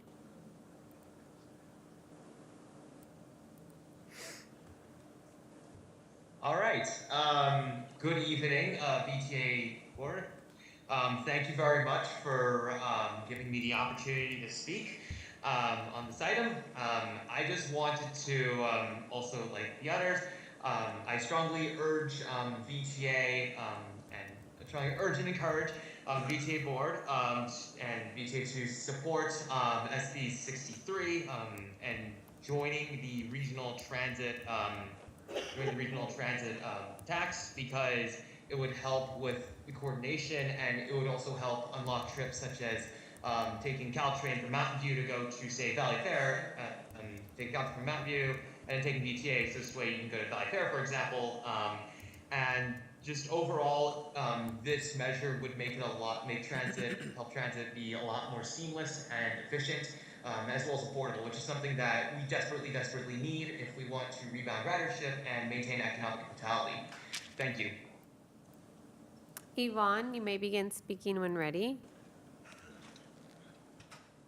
Thank you. Good evening. I'm really appreciative of everyone's concern with return to source on the measure. I also think that this is a great reason for us to continue our regional coordination. We're going to need to continue to do that to be successful.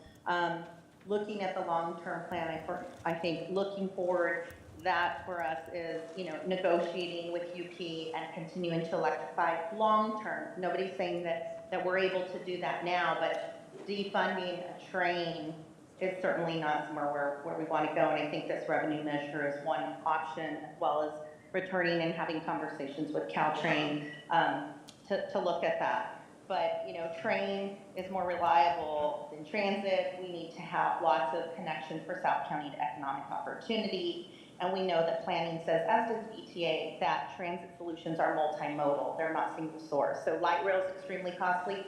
So is Caltrain, maybe in one segment that hasn't been electrified, and we have to look at all of these solutions to bring one great train. Eugene, followed by Dylan. Eugene, you may begin speaking when ready. Good evening, VTA board members and staff. Eugene Bradley, Silicon Valley Transit users. I echo the comments of several prior speakers, particularly the need for return to source to ensure that money, sales tax money that's spent in the county goes back into the county. This reminds me of the classic rock song from 1996 from the band REM, Everybody Hurts. I don't know if people have forgotten this or if this was mentioned.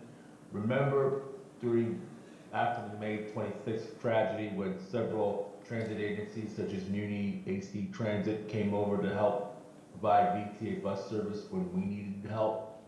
Now it's our turn to help them out as these agencies face deficits and threats to their bus and train service. I strongly urge VTA to be a part of SB 63 and to help everybody out, because everybody hurts, just like REM. Dylan, you may begin speaking when ready.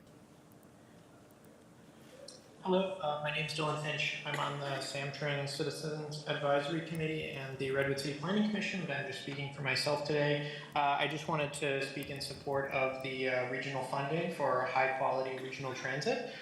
When I visit Santa Clara County, sometimes I drive and sometimes I take Caltrain, and when I drive, there's almost always traffic, even on the weekends, and I worry that that will get even worse if the regional transit is underfunded and becomes even less of a viable option for people looking to come to Santa Clara to visit. Thank you. Thank you. That concludes the public comment online, but I do want to note for the record that we did receive several written public comment that was posted to the online agenda packet and sent to the board. Thank you very much. I'll bring it back to the board and just start by saying again, we heard the feedback last time. This is an informational item tonight, but we will look for any further input, questions, anything else that can shape our consideration going forward. And as was laid out in one of the slides, maybe we can go back with the next steps. There will be several other touch points for continued discussion and thoughtful consideration. But I want to open up to the board to see if there are comments or questions. Director Sell? I was wondering, when you're on slide 9 with considerations for Santa Clara County, have you gotten any input on if the return to source is something that they're interested in? Is that going to be hard to get, or when will you know if return to source is going to be viable, not viable, or will we learn that later on? We are continuing to share VTA's interests and the importance of VTA and Santa Clara County being able to direct its resources to support the community and the transportation needs inside of Santa Clara County. And let me jump in as well for some context. I convened a meeting directly with Senator Wiener along with our MTC commissioners, not making it clear we were not representing the board in any way, but asking some of these questions to be able to bring back more information. And that was my biggest takeaway, was that he made it clear that he was very open to the return to source discussion and that he heard our concerns. And where we left that was that his staff would work on legislative language. And I think as we move forward with the consideration, seeing that, I think will be very important. But I thought it was a very positive discussion. That's good, because I think that's the most important item on this list, because if you have return to source, then of course you would want a higher tax rate, I would just think, and then it's less concern about the management of it because it will return to source regardless. It's written in the law. That's just my thinking. Thank you. Other comments or questions? Ex officio, Bert. Hi. Well, just to fill in a little more information, at the last MTC board meeting, we received a breakdown on the issue of the 10% transit transformation funding and what that would go to. And I think it would be very helpful if the board was able to get that portion of the MTC presentation so we can see exactly what was presented there. The second, when we were in the presentation, there was, I think on the second slide or so, information on VTA budget needs. Can staff just remind us at a approximate level the revenue that we would receive at VTA from a half-cent measure if 10% of that were used for the transit transformation? So about a half a cent. Greg is hopefully behind me and can correct me, but that'd be like 280 million. So 10% of that being 28. Okay. So as we've been grappling with our budget, we have our projected budget shortfall plus our obligation to Caltrain. And if we went for a half cent, even with that 10% that went for regional scheduling,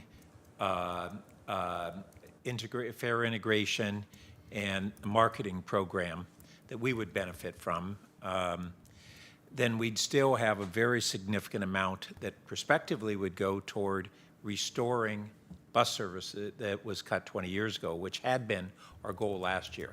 So when we were saying that we didn't know we had a deficit last year, and we argued to MTC, well, we need return to source because we cut buses 20 years ago, and we need the funds to restore those. So with that level, it looks like we'd still have a very significant dollar amount beyond meeting our deficits and our obligations. One of the things that came up in the meeting with Senator Wiener was this question of, and staff, I think, captured it in the presentation, whether we had originally said, well, we want all the dollars to go directly to the transit agencies. And there was kind of I think, a hesitation to do that, but question for us is whether we are comfortable if our Caltrain share is paid to Caltrain before our return to source versus us getting those dollars and then paying to Caltrain. Does it matter to us? It's the same amount of dollars that we'd either get subtracted from what we get because MTC would pay it directly to Caltrain or the new agency, or we'd get those dollars and we'd be obligated to pay it to Caltrain. I wasn't sure that it mattered to us, but I'm interested in hearing from colleagues and staff whether there are any concerns with that.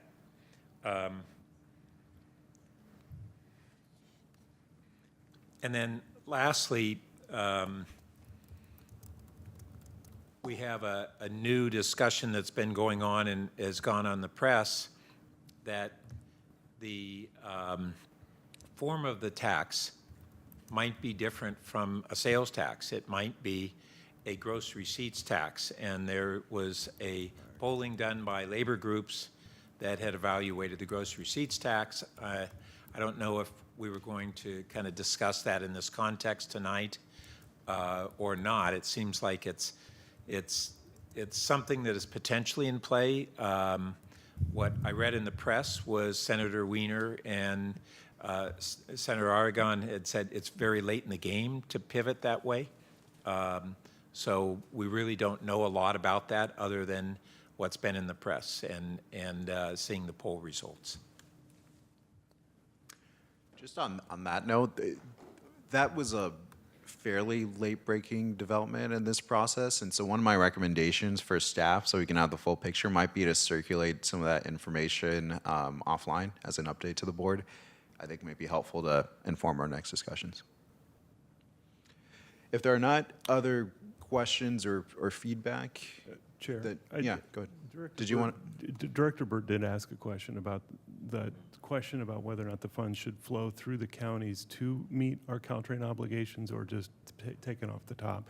And I just thought maybe that's something we should come back to you on as well, just because the previous item that you just had emphasized oversight and control of the funding, and Carolyn brought up true-ups, and so maybe we could try to noodle on that a little bit before we bring it back. That'd be great, and come back with some thinking from staff. Thank you. Great. Yeah, Carolyn, just to wrap us up. So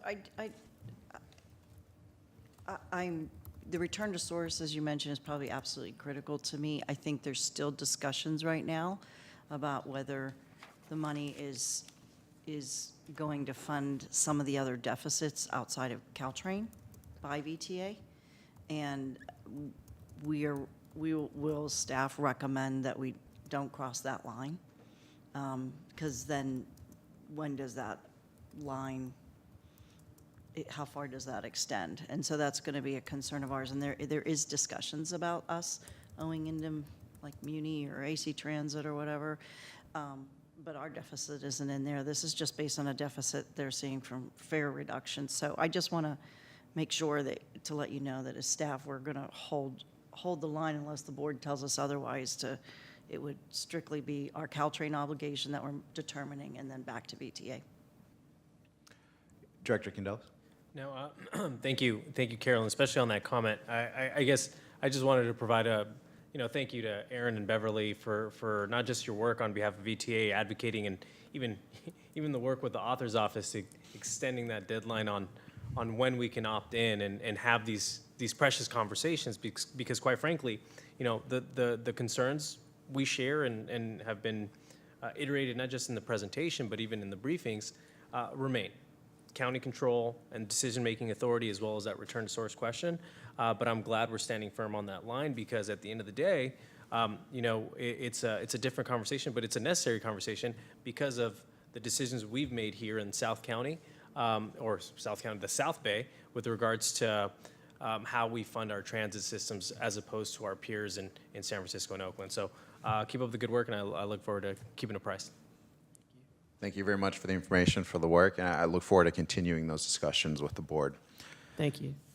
Thank you. That wraps us up and takes us to 7.4, and this will be a relatively brief presentation from Tom McGuire, Chief Mega Projects Delivery Officer.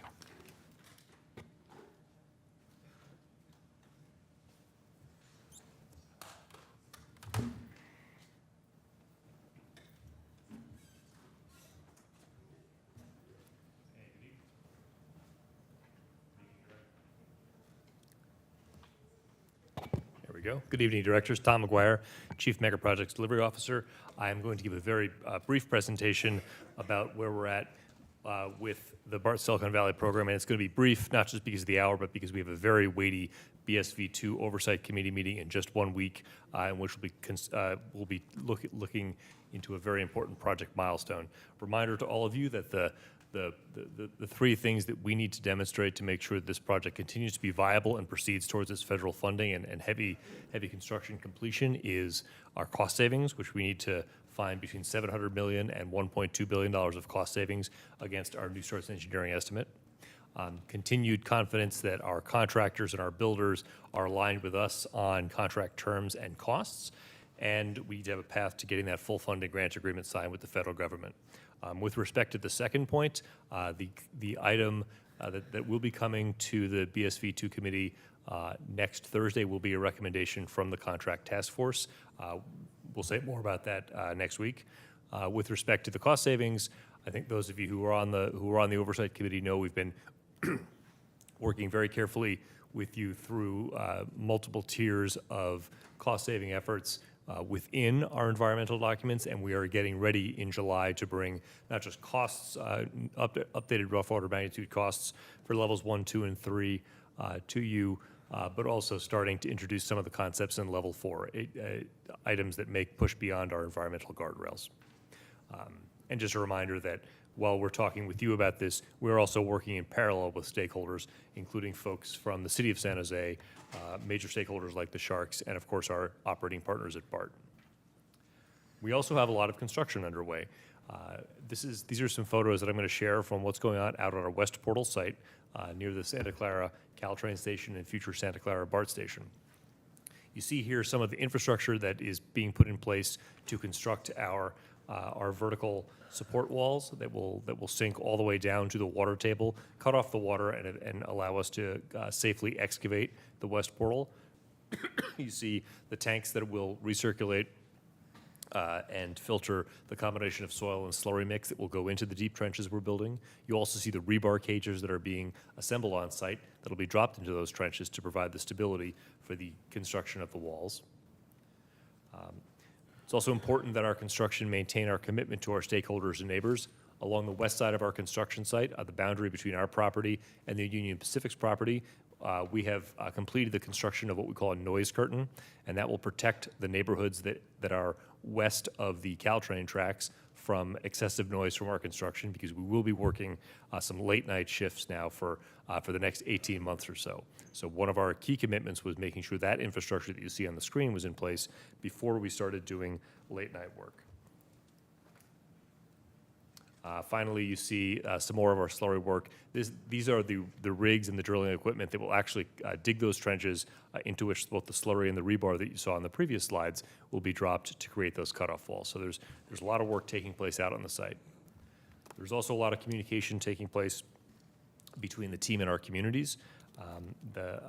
We've especially been focused on communicating to our neighbors around the West Portal site, so they know about the night work that's coming up, communicating both with individuals and with our partners at the cities of Santa Clara and San Jose. You can see our community working groups met again in May. They got deep briefings on all the cost savings work that the committee members and board have been getting. We've now been reaching into individual homeowners associations in Santa Clara, again, because of the potential construction impacts. And finally, we brought the MTC down on a tour of the stations, and our general manager, Carolyn, Deputy General Manager Greg Richardson, Beverly Green, and other staff and I were in DC in the third week of May, meeting with each member of our delegation and staff, as well as with the FTA, to give them an update on just how seriously we're taking the cost efficiency and the schedule discipline that's needed to get this project done on time and on budget. Some key I won't go through these line by line, but there's some key upcoming engagement, including public events, reaching residents who come to the Viva Calle event, as well as meeting some Chamber of Commerce and other organizations on their own turf to make sure that they're hearing just as much about the project as our community working groups are. And that concludes my presentation. I look forward to your questions and to talking in much more depth at the June 12th BART Oversight Committee meeting. Thank you. Can we see if we have any public comment on this? Yes. Give me 1 second. Blair, you may begin speaking when ready. Hi, Blair Beekman. Thank you for this item. Thank you for a lot of earlier public comment on this item today. Yourselves at the VTA made a really important decision with the initial single bore on top of each other to move it side by side. You don't talk about it enough, but I think the reason why you did that was for safety reasons. And that kind of should be celebrated and talked about and made a regular part of how we talk about the process.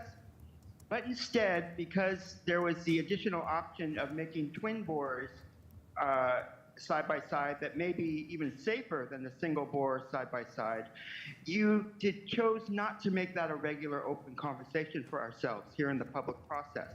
And I think we kind of have an obligation to, and openly debate the merits between the single bore side by side and twin tracks, and let the chips fall where they may.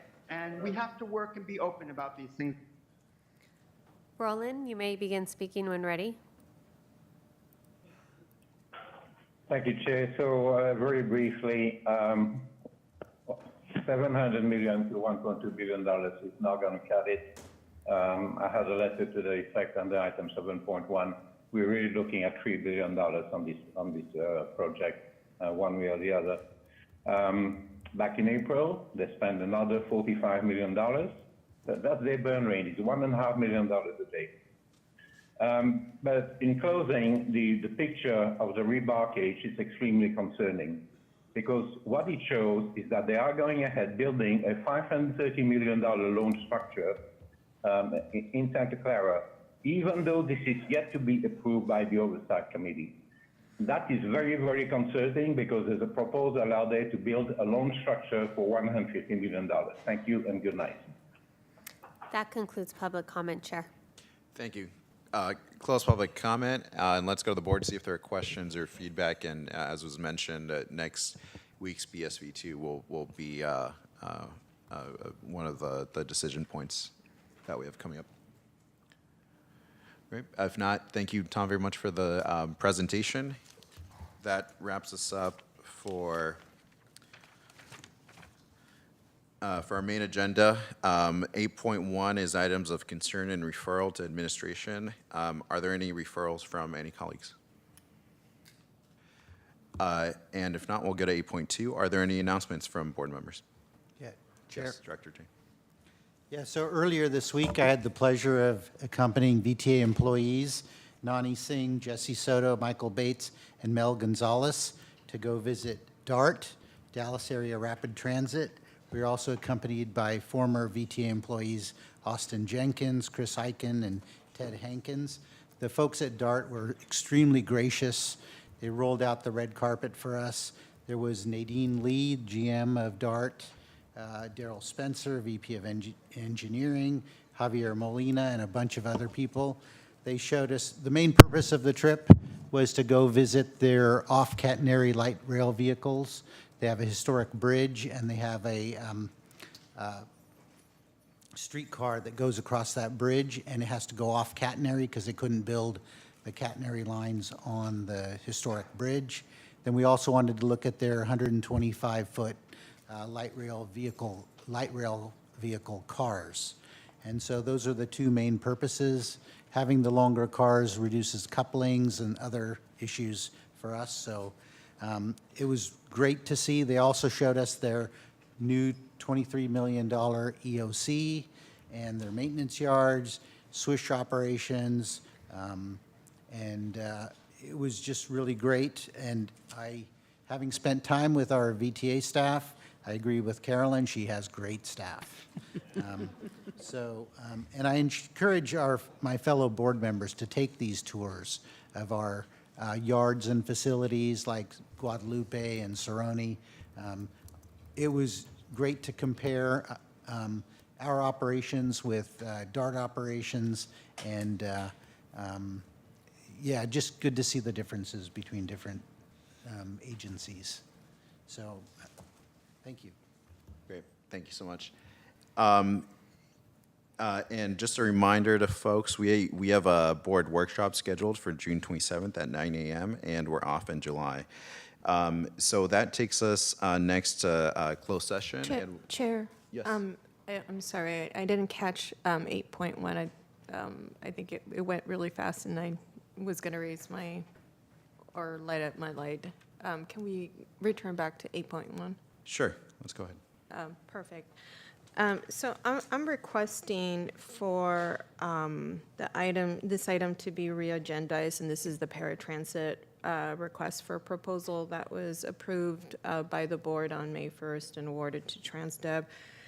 And I'm asking for it to be reconsidered for concerns of cost and process. And I know that there's been memos already issued on the item. I still would like for the board to have an opportunity to talk once again about this. And I know there is an opportunity for us to agendize this in the upcoming meeting. That would be June 27th at the VTA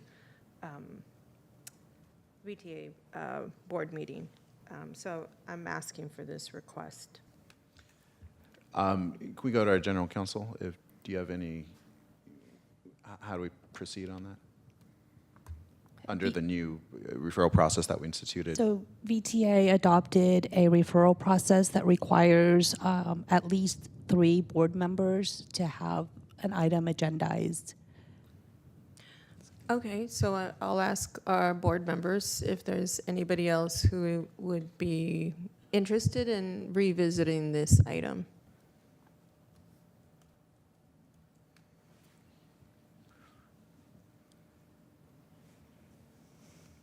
Crickets. I don't see other board members. Okay, all right, well, thank you. Thank you. So that takes us to item 9, which is closed session. And as a reminder, 9.1D was removed from the agenda. And we will, well, first, before we go, do we have any members of the public with comment on closed session? Yes. Blair, you may begin speaking when ready. Hi, thank you. Blair Beekman. I wanted to try to quickly comment. You're doing public, as part of the closed session agenda, public performance evaluation of employees. And a reminder, with light rail workers coming back, I think there needs to be a special space we create for our light worker system, you know, that they're needed and they're okay. And I think we can build a real positivity for the future of VTA if we address our light rail workers. So good luck in those efforts, and always be considering paratransit. It's really important, and to do that job well. Thank you for Supervisor Serenas' words and attempts. Thank you. I hope her efforts can be better addressed. Thank you. That concludes public comment, Chair. Thank you so much. We'll close public comment and we'll go next door to room 157. Thank you all. And I'll just also announce, we anticipate it will take approximately an hour to 15 minutes, and then we'll reconvene to open session.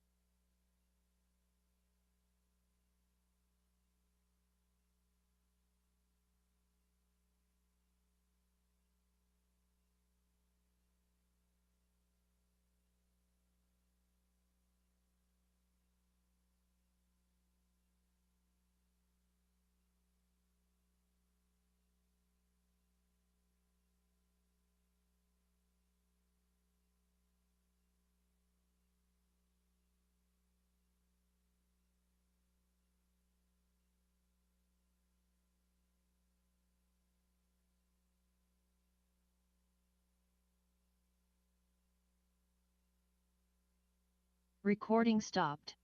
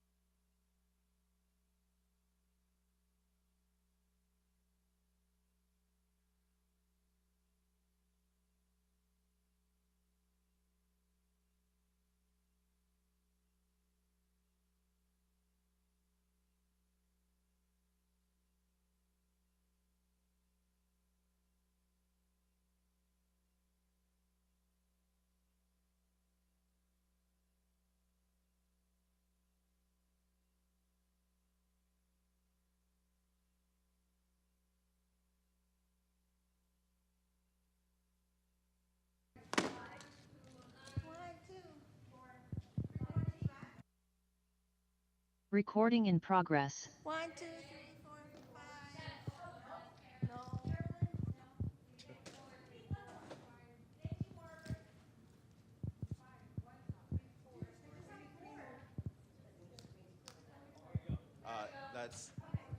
Okay, we are now back in open session, and our general counsel will report out. Thank you. Has to report out on one of them. For 9.1A through 9.1C, the board did not take any reportable actions. And for 9.1E, we did not take any reportable actions. We are adjourned. Thank you. I will be ending the meeting for all.